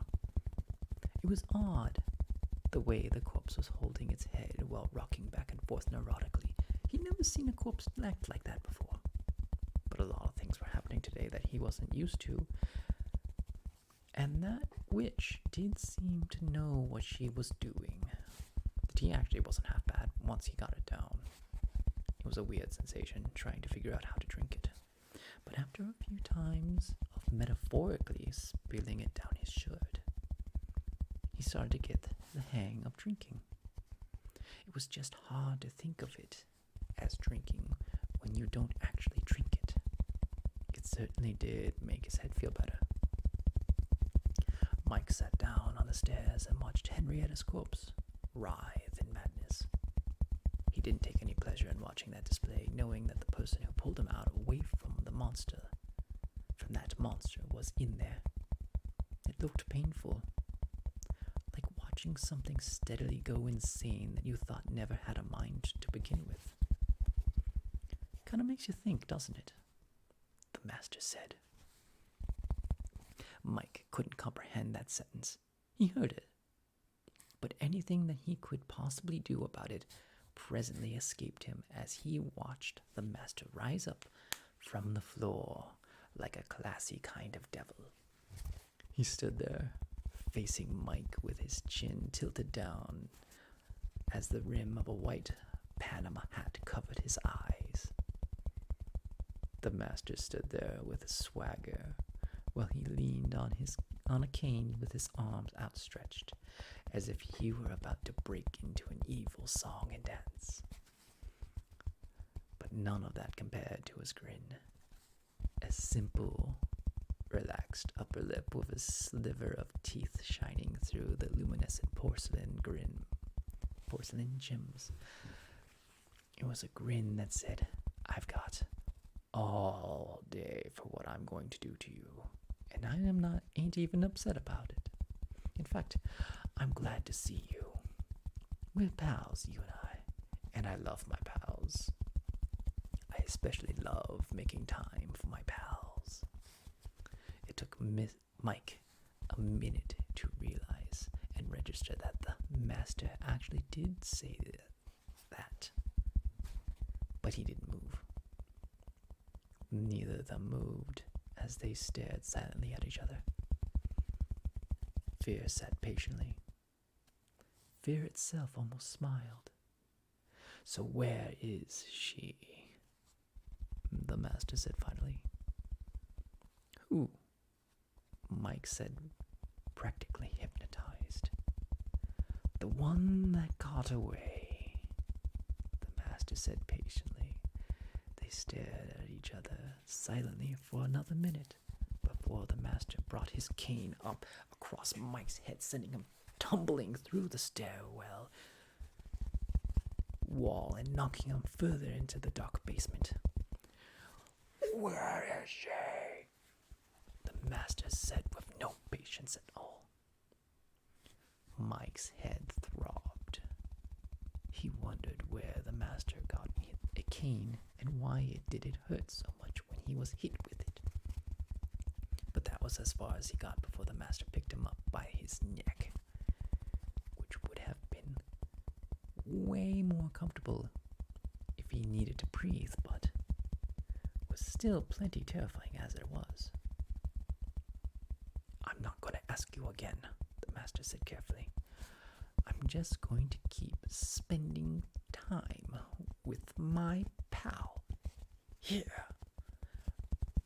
Mike lay limp in the master's grip on his throat as blow after blow was unleashed mercilessly onto him until the master finally finished his sentence. Mike then slowly looked up at the fuming eyes of the demon with surprise. "You really don't know where she is, do you?" Mike said, making the master's eye go furiously narrow. Blow after blow, hell was brought down upon Mike's ghostly body. It didn't hurt, he realized.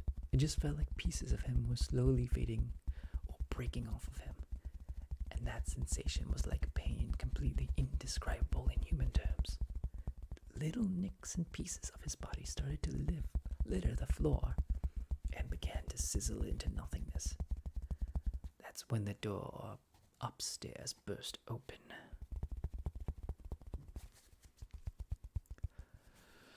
The world felt fuzzy, and it spun like vertigo There was no sensation, yet there were millions of them.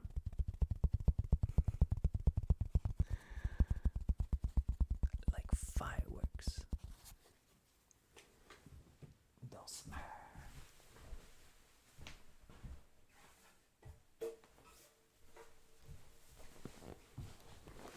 Hold on.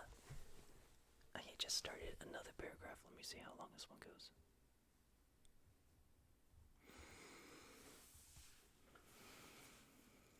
That's when the door upstairs burst open.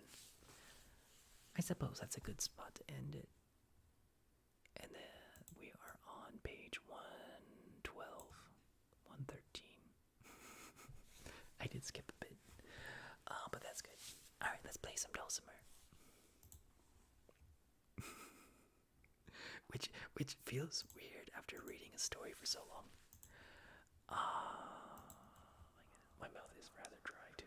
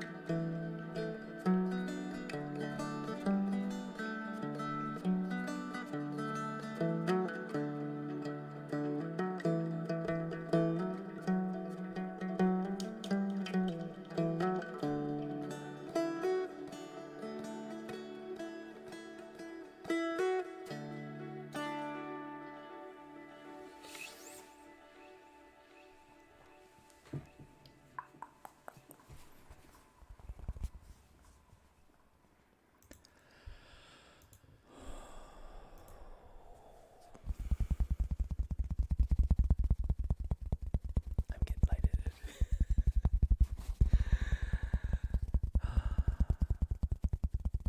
There's one thing I can say about reading a book is like it keeps me awake. In opposed to me just doing like strictly triggers, like, because that puts me to sleep.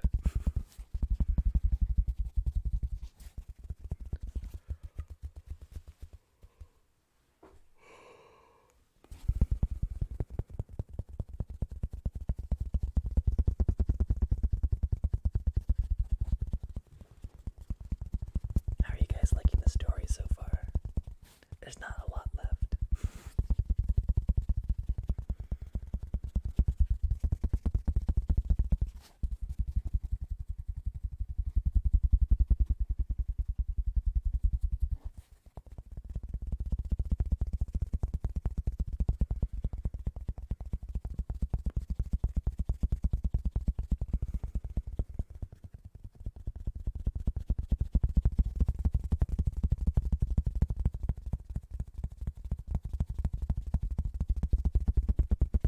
You like my story?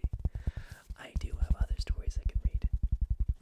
I might do that like once a week. I like read a bit of one of my books, and then I'll run out of books, and then I'll have to start writing books again.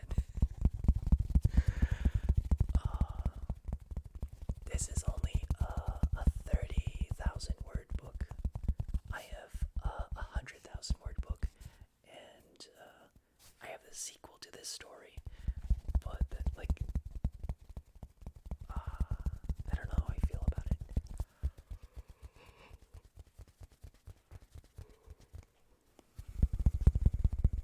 It needs fixing up.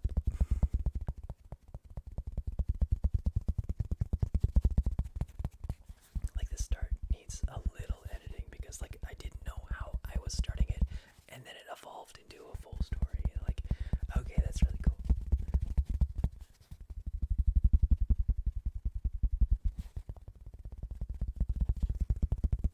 Yeah, I don't know if I'm doing the visualization stuff nearly the same justice. Like, I'm definitely acting some of the parts and giving like the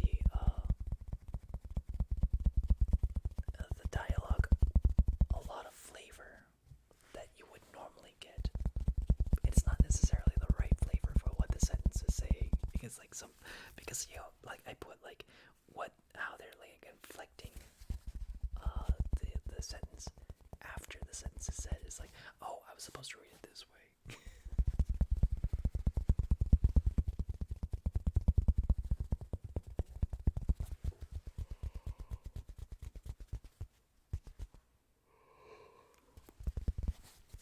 Maybe I should, like, I'm just sleepy now.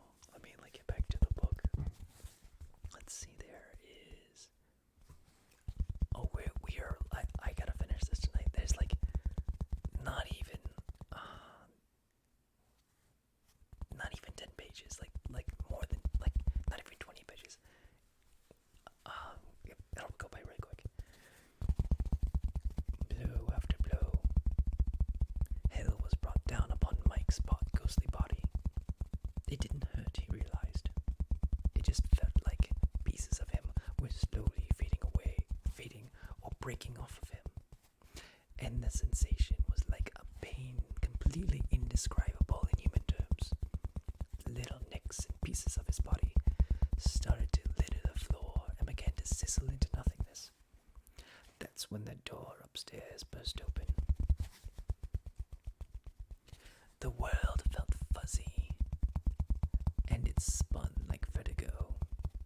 There was no sensation, yet there were millions of them, like fireworks.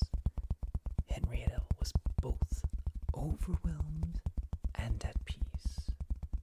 There was no memory, just burning rage and burning. All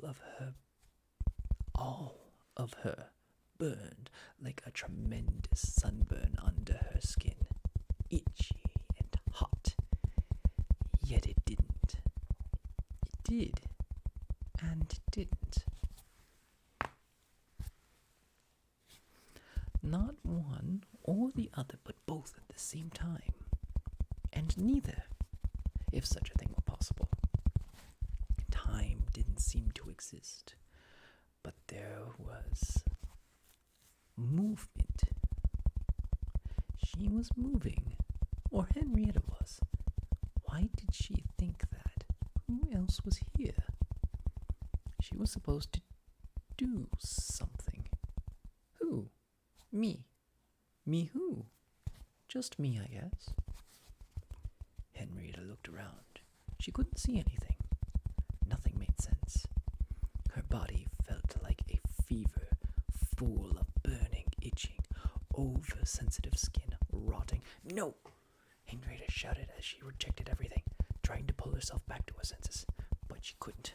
There was nowhere to go back to. She couldn't remember where it was she wanted to go back anymore. She couldn't remember anything anymore.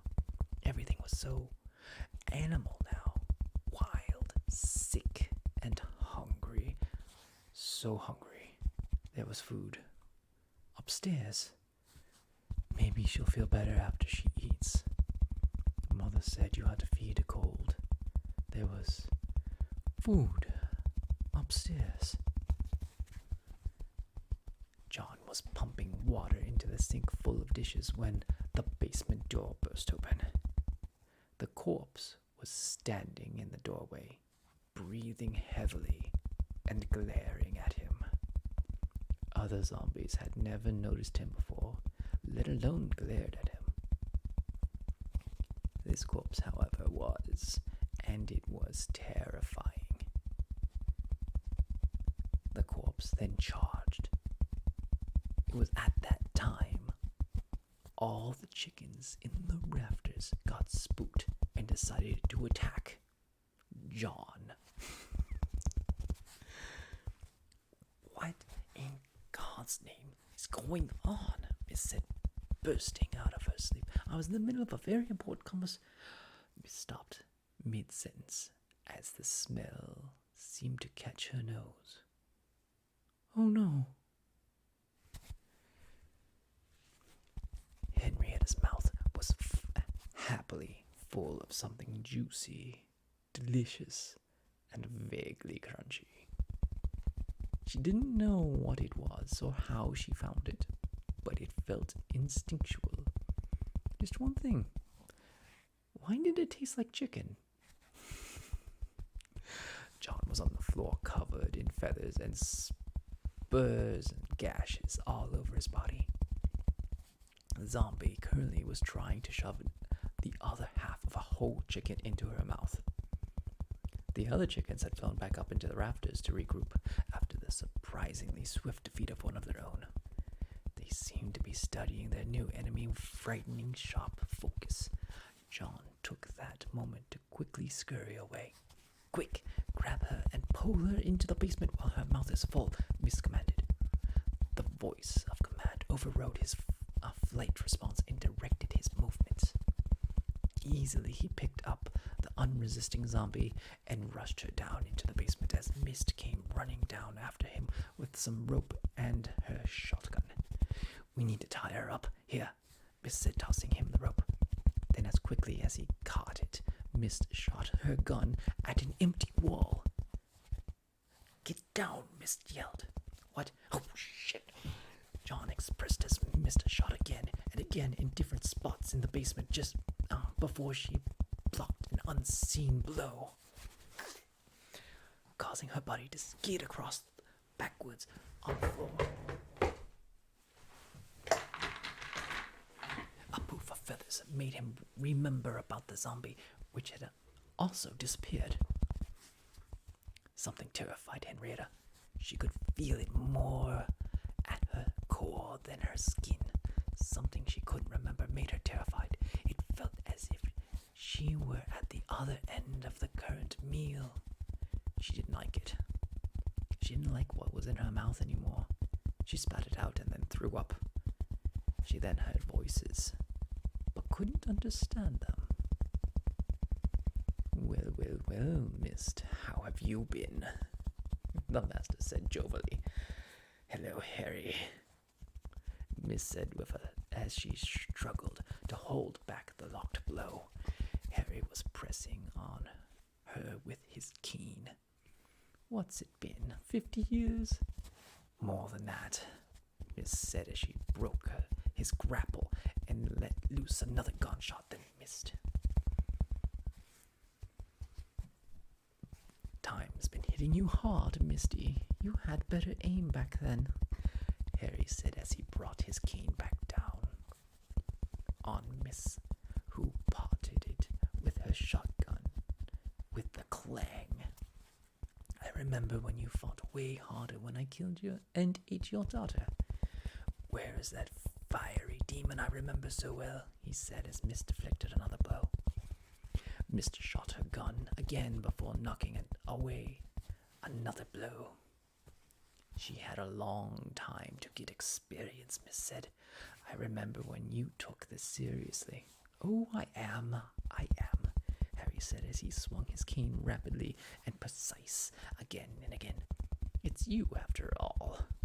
Harry managed to land a thrusting blow into Mist's belly, breaking her keel over only momentarily. "Nothing but the best for my Misty." "Likewise," Miss said as she stood up and deliberately shot her gun at an empty adjacent wall. Soft white light mist started to fill the room. Harry was starting to have a hard time moving. "What is this?" Harry said, perplexed.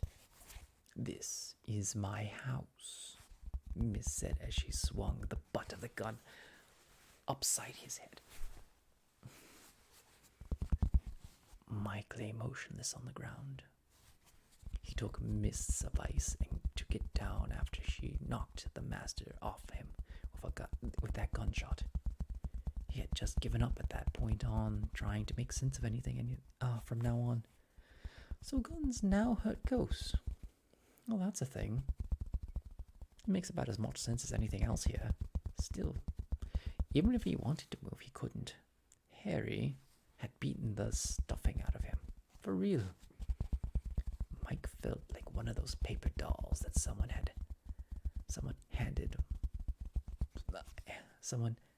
handed blind kid.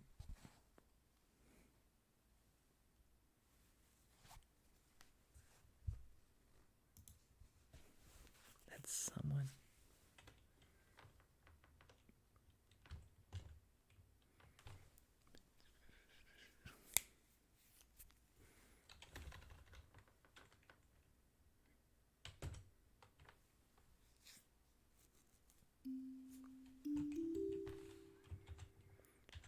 Oh, that's why.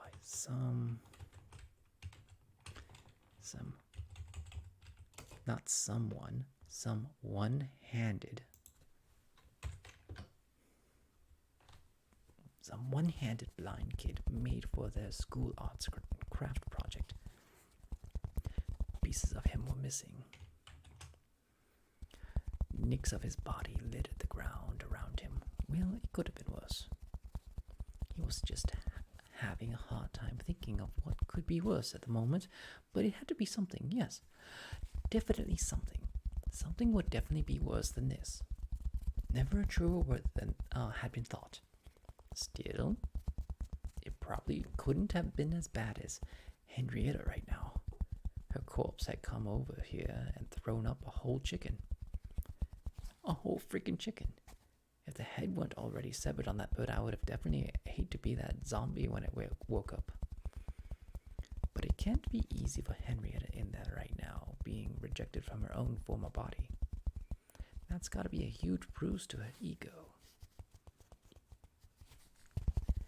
Harry felt his ego bruise as the butt of the gun smacked his face again. This day shouldn't be happening. Too many unexpected things were not going his way. He was supposed to be the unexpected thing that happened to other people. Well, he hadn't survived for as long as he had to let something like this happen. I should read a story. I'm reading a story, Joe.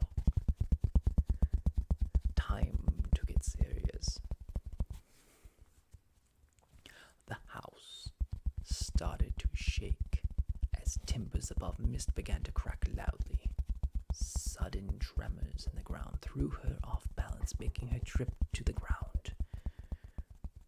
"Quit being a sore loser," Mist said, sitting up. "You lost. Shaking my house isn't going to change that." "I'm not shaking your house," Harry said. It was then that the ground burst open. John was freaking out. The room was getting dusty from all the gun smoke, making it hard to see, which was bad because somewhere in here was a zombie that could actually notice him. And to put a cherry on top of it, Mist was having convulsions on the ground.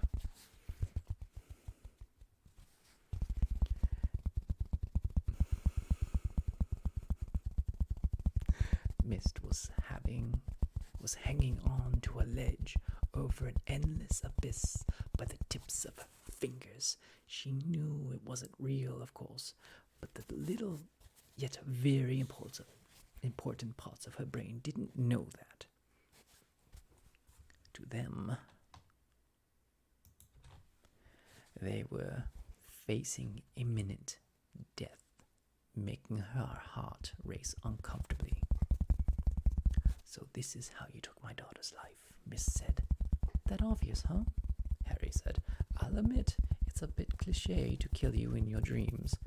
He was cut short because Mist let go. "Well, I guess you were done hanging around," Harry said before turning his back to the cliff and then receiving a heavy blow to his face. "What the?" Harry said in pain. "I told you," Miss said, looking youthful and strong as she stood floating in the air with her long, beautiful chestnut hair billowing gracefully in the wind. "This is my house." John stood protectively beside Mist while handling her shotgun like a club. Thankfully, Mist had stopped convulsing, but was unfortunately twitching randomly in small spasms. He didn't know what the hell was going on right now, but he dared not move her. There was still that unusual, crazy, possessed zombie loose down here, and he desperately wanted his hands free to deal with that. Mist had told him not to kill the zombie unless it couldn't be helped. Well, either way, the shotgun was empty, and he was pretty sure it wasn't loaded with normal bullets. What with everything else going on in here, some bad juju was going down. Mist was suddenly on her feet as something shot away from her like a bullet. Stirring in the smoke caused and crashing loudly into the wall. Well, that never happened before, Harry thought as he pulled himself off the wall, staggering. That usually does the trick. Ah, screw this. I'm going to burn your house down, Harry said as he flew into the ceiling and was immediately knocked painfully back by the unexpected solidity of it. Mist nudged John and said quietly, "Go and close the door, quickly." "What?" John expressed. "Just do it." "But the zombie isn't nearly as terrifying as if we let this demon go free." "Why?" "Because the zombie will just kill us and eat our body, whereas he will kill us and eat everything that isn't our body." John stood there thinking for a second. "Oh," John finally expressed. "Yeah, I'll just go and close the door then." God damn it. Where the hell is going on here? Harry thought. He couldn't possess Mist like he wanted to. The ceiling walls and floors were too solid to fly through, and the smug way that Mist was beating him silly was really starting to piss him off. Well, besides Mist, his crippled pet, and whatever the hell that was running toward the door. There was a zombie in here. Why not use that? Lights danced and fizzled in the lines across Henrietta's eyes, like a bright light streaking again and again across them. Fireworks exploded painfully throughout her head and her body, as if a full-out war was taking place. The world around her was constant fever dream of shifting hallucinations. As a whole, this was a solid top 6 on the list of worst days ever. That's when something jumped in her from behind and yanked her away from her eyes. Something familiar, something that went, "What the hell are you doing here?" Coherency snapped back to Henrietta like a crack of a whip across her face. She was back in that strange, solid chamber, and that man was there. That man. Henrietta threw herself at the unknown man who had eaten and regurgitated her. She rained blow after blow down upon the surprised, well-dressed intruder there, and then she unleashed her inner berserker. She barely noticed the jabs he made back at her with his cane. She didn't care. Rage consumed and drove her. Henrietta blindly piled her onslaught upon him until something stopped her. Something else in the room. John panted heavily and painfully as he lay on the floor, holding the zombie back from on top of him. For some reason, it went limp. And for another reason, it didn't try to bite him either. Either of them. Mist was currently knocked out on the floor, a little bit away from him during the berserk zombie rage. Luckily for Mist, but not so much for his ribs, he was able to pull it off her before any real damage occurred. And now there was a passed-out zombie on top of him, pinning him to the ground. So that was a thing. It wasn't human, but it wasn't animal either. It shifted unstably, but with a structure like a surreal cascading sand dune, folding in and out of itself.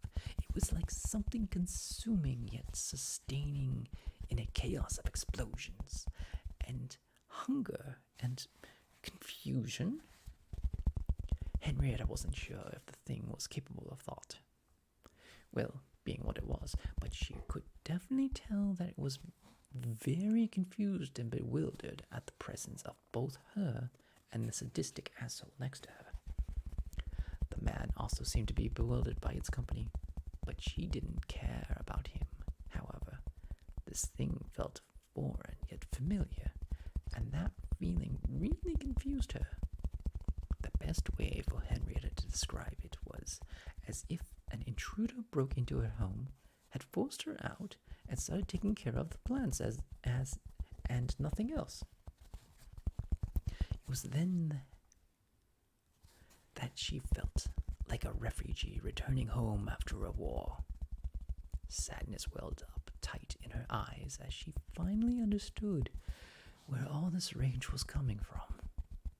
Slowly, very slowly, she began to scream. Scream as if nothing was the time to truly, as if now was the time to truly let out all the pain, all the grief, all the sadness over everything lost, everything taken from her, from everyone else by this alien invader. She screamed like it all made sense. Those two, they were the same. Both the man and the zombie entity destroying and consuming to stay alive. But where the man consumes completely, the zombie consumes to take over, to sustain a separate living thing. My body isn't actually dead. It's suspended. Clarity struck.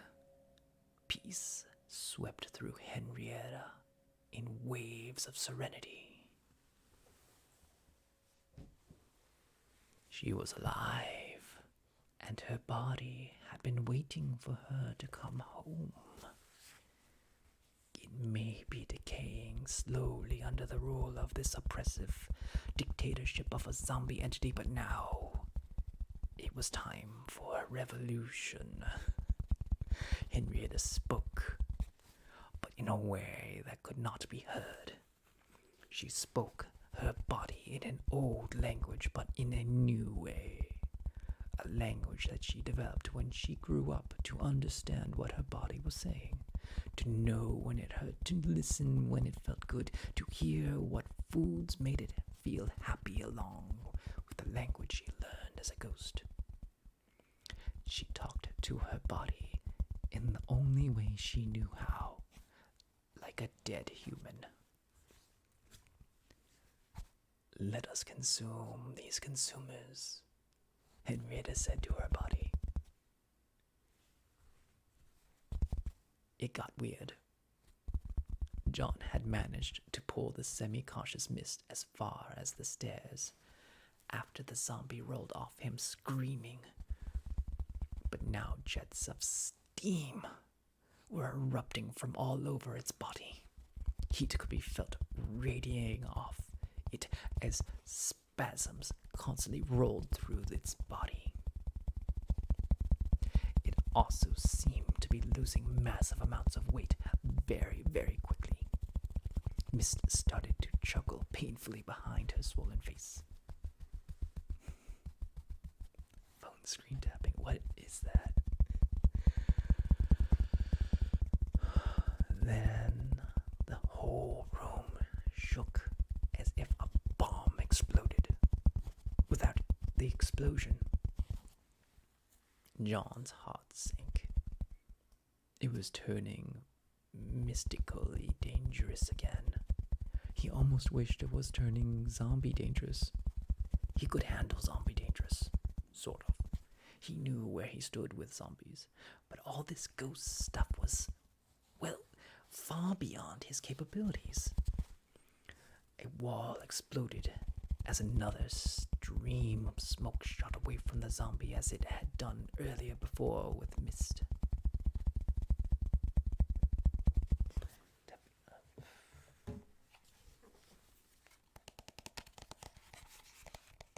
The wall exploded as another stream of smoke shot away from a zombie as it had done earlier before with mist. So, by John's count, one of two ghosts just got kicked out of that body, and he couldn't figure out where he would prefer the evil one to be. Both places seemed equally as bad. That was when the air turned dense and cold, and he heard a really, really angry voice yell at the end of a very long tunnel. He couldn't make out any of the words, but you just knew it was pissed. Mist was starting to come around when she saw steam coming off the zombie. She couldn't tell if it was real or metaphysical steam. Some days it was just hard enough to tell if you were dreaming or simply asleep. Which is pretty significant in her line of work. Then suddenly, Harry was ejected from the corpse. She didn't see that coming, but at this point, what did she expect? Harry began to yell, but Mist couldn't hear what he said. Her head was still throbbing from the zombie thrashing she got a moment ago. It was just as well she didn't hear him because he spotted her defenseless on the floor, and any quick wit she might have said to him would only have made him come at her faster. That said, he was coming at her. Mist spat blood on the floor as she lay sternly watching her potential doom approach. "Goddamn zombies," Harry said, obviously beaten up himself as he locked eyes with Mist. "Goddamned zombies," Harry shouted out as the support beam to the house started to crack and buckle from some invisible pressure. Plates and glasses shattered unseen on the floor above as Harry was apparently beginning to bring the whole house down on top of them. All Mist could do was watch as John tried to lift her up the stairs one at a time, on top of his own injuries.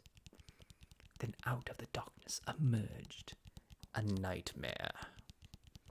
A set of glistening, hungry yellow eyes.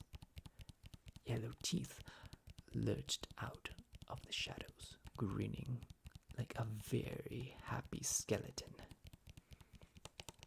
The zombie's skin now tightly wrapped her skinny yet tough muscles, which were glistening with sweat.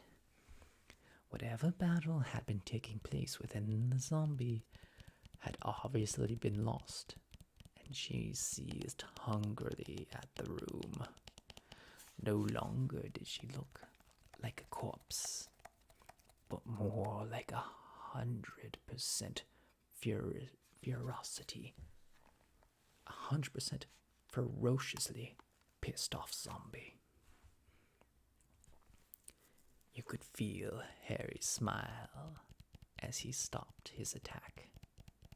His approach to attack. You knew he wanted to see this play out. He was well beyond livid. But the emergence of this new visage of zombie gave him the promise of a slow and torturous redemption, or at least an entertainingly fast one. A well-deserved consolation prize for all the frustration he had received. You might say.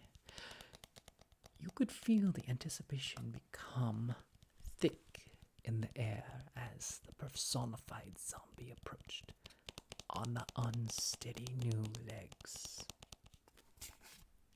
As the zombified personified zombie approached on unsteady new legs, you could feel that right up to the point the zombie began a loud screeching charge at him. There was no fight, just a lot of far away screaming from something John could not see. The zombie had charged at them, but pounced on something else, something invisible, that tried to fly away. It gave him the impression of a cat that caught a very lively bird, but there was no toying with her food as she began to feverishly eat something that wasn't there. Instinct drove her. The taste was unbearably amazing as Henrietta feasted for the first time on bad karma. It was burned as it went down. It burned as it went down, but in a good way, like eating spicy food, as she embodied it like a ravenous demon. She didn't pay attention to the screaming. In fact, it made it taste better. All those centuries of butchering and torturing victims, she could feel it as she tore him apart, bite by bite. His name wasn't even Harry, but that didn't matter. He couldn't scream enough for her as much as she was concerned. He couldn't escape either. Not anymore. Then the screaming stopped. The blood rage drained from Henrietta's eyes when she realized there was nothing left to eat. She looked around at herself as she felt her new old body for the first time. She flexed her spindly fingers like a silken iron talons. Her skin hugged every facet, fatless, lean muscle tightly all over her body as she moved with the grace and beauty of the living, like an undead ballerina. Gravity was something she was going to have to get used to again. Though, as she stumbled uneasily on the floor, and then solidity of corporeal things, Henrietta laughed, a dry, rich, hearty laugh, as she felt dull pain throb in her head for the first time after walking into a warped beam. Gently, she made her way through the twisted, splintering wood, like a spirit of tranquility walking gracefully through a forest of thorns. Gently, she picked up the limp mic off the floor and onto her shoulder, then tiptoed her way to Mist and John. Henrietta stood before the bruised and battered pair for a moment before kneeling down, softly picking up Mist and John easily as if they were made of paper, and walked them up the stairs. The door unexpectedly broke apart into splinters as she nudged it open. The house buckled and began caving in on itself, as the door apparently had been the only thing left that was still holding the house up.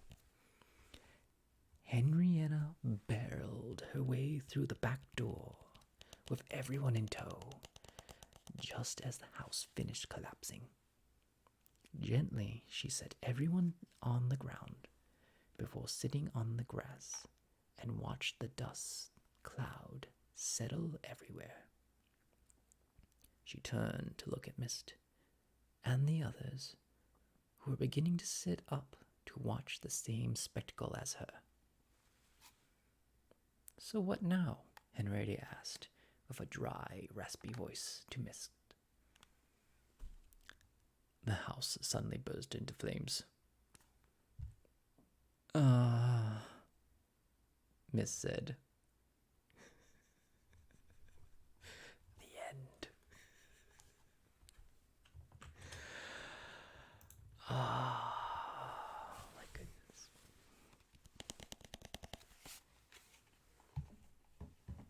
Was that a good story?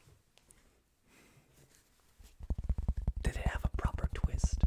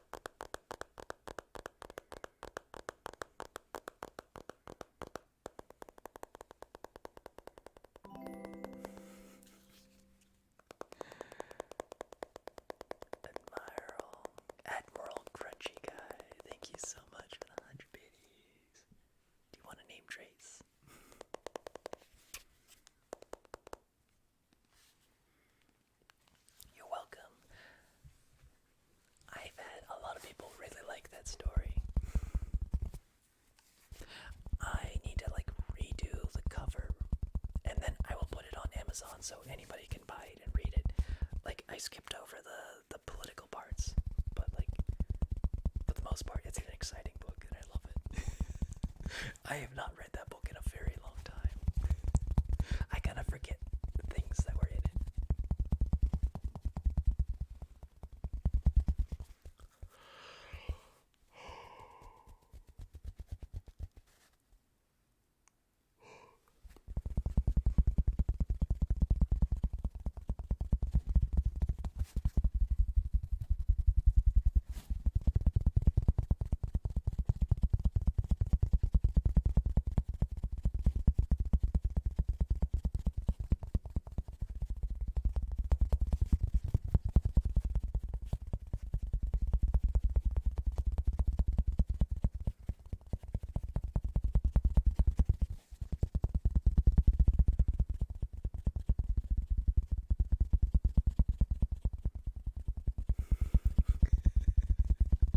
Since you want to be sleepy, I know I yawn way too much, and I'm all out of soda.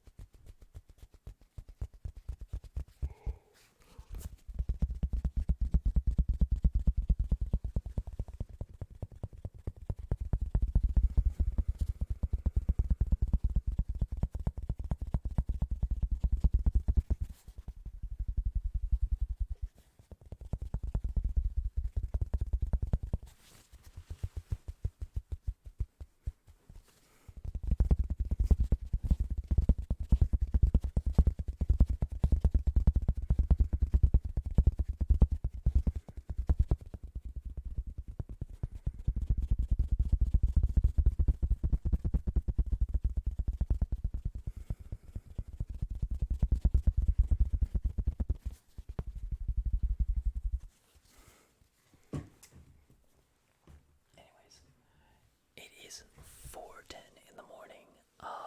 I think that's a good time for me to go to bed. I'm glad you guys who are hanging around enjoyed my story. I've said this earlier, but I wrote that back in 2015 after my first book that I wrote. And then each book after that progressively got better. I got better at storytelling. So that like my early books were much more detailed with like beautiful scenery and descriptions, and then like later on I cut a lot of that out so I could like flow better with the story. Oh my goodness.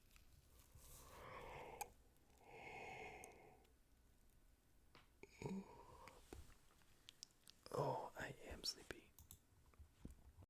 Okay, let's get the Sunset Lullaby out of here, and I need to do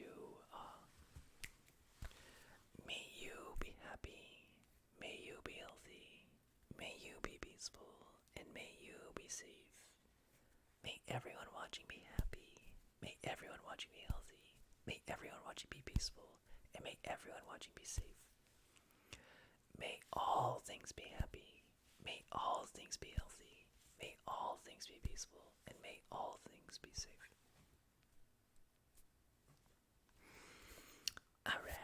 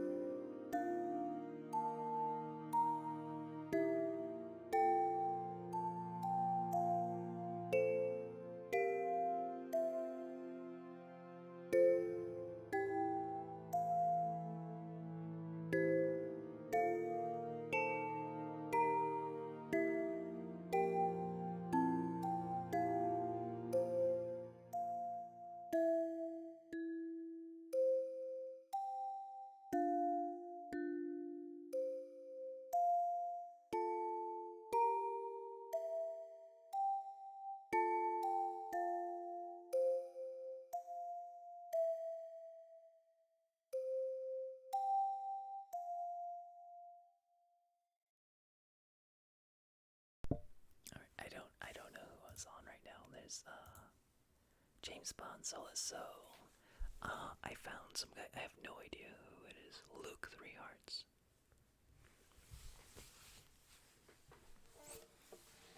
There's a lot of people I don't recognize right now.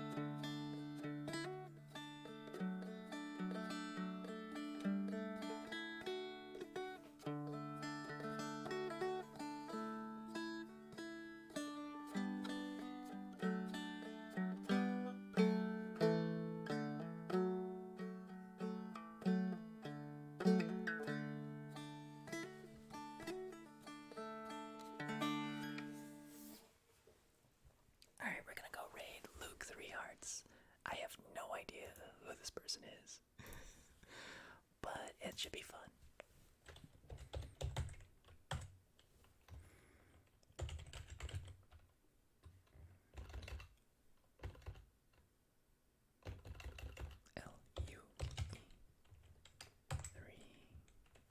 Three Hearts ASMR. Okay, there we go. Alright, you guys have a wonderful night.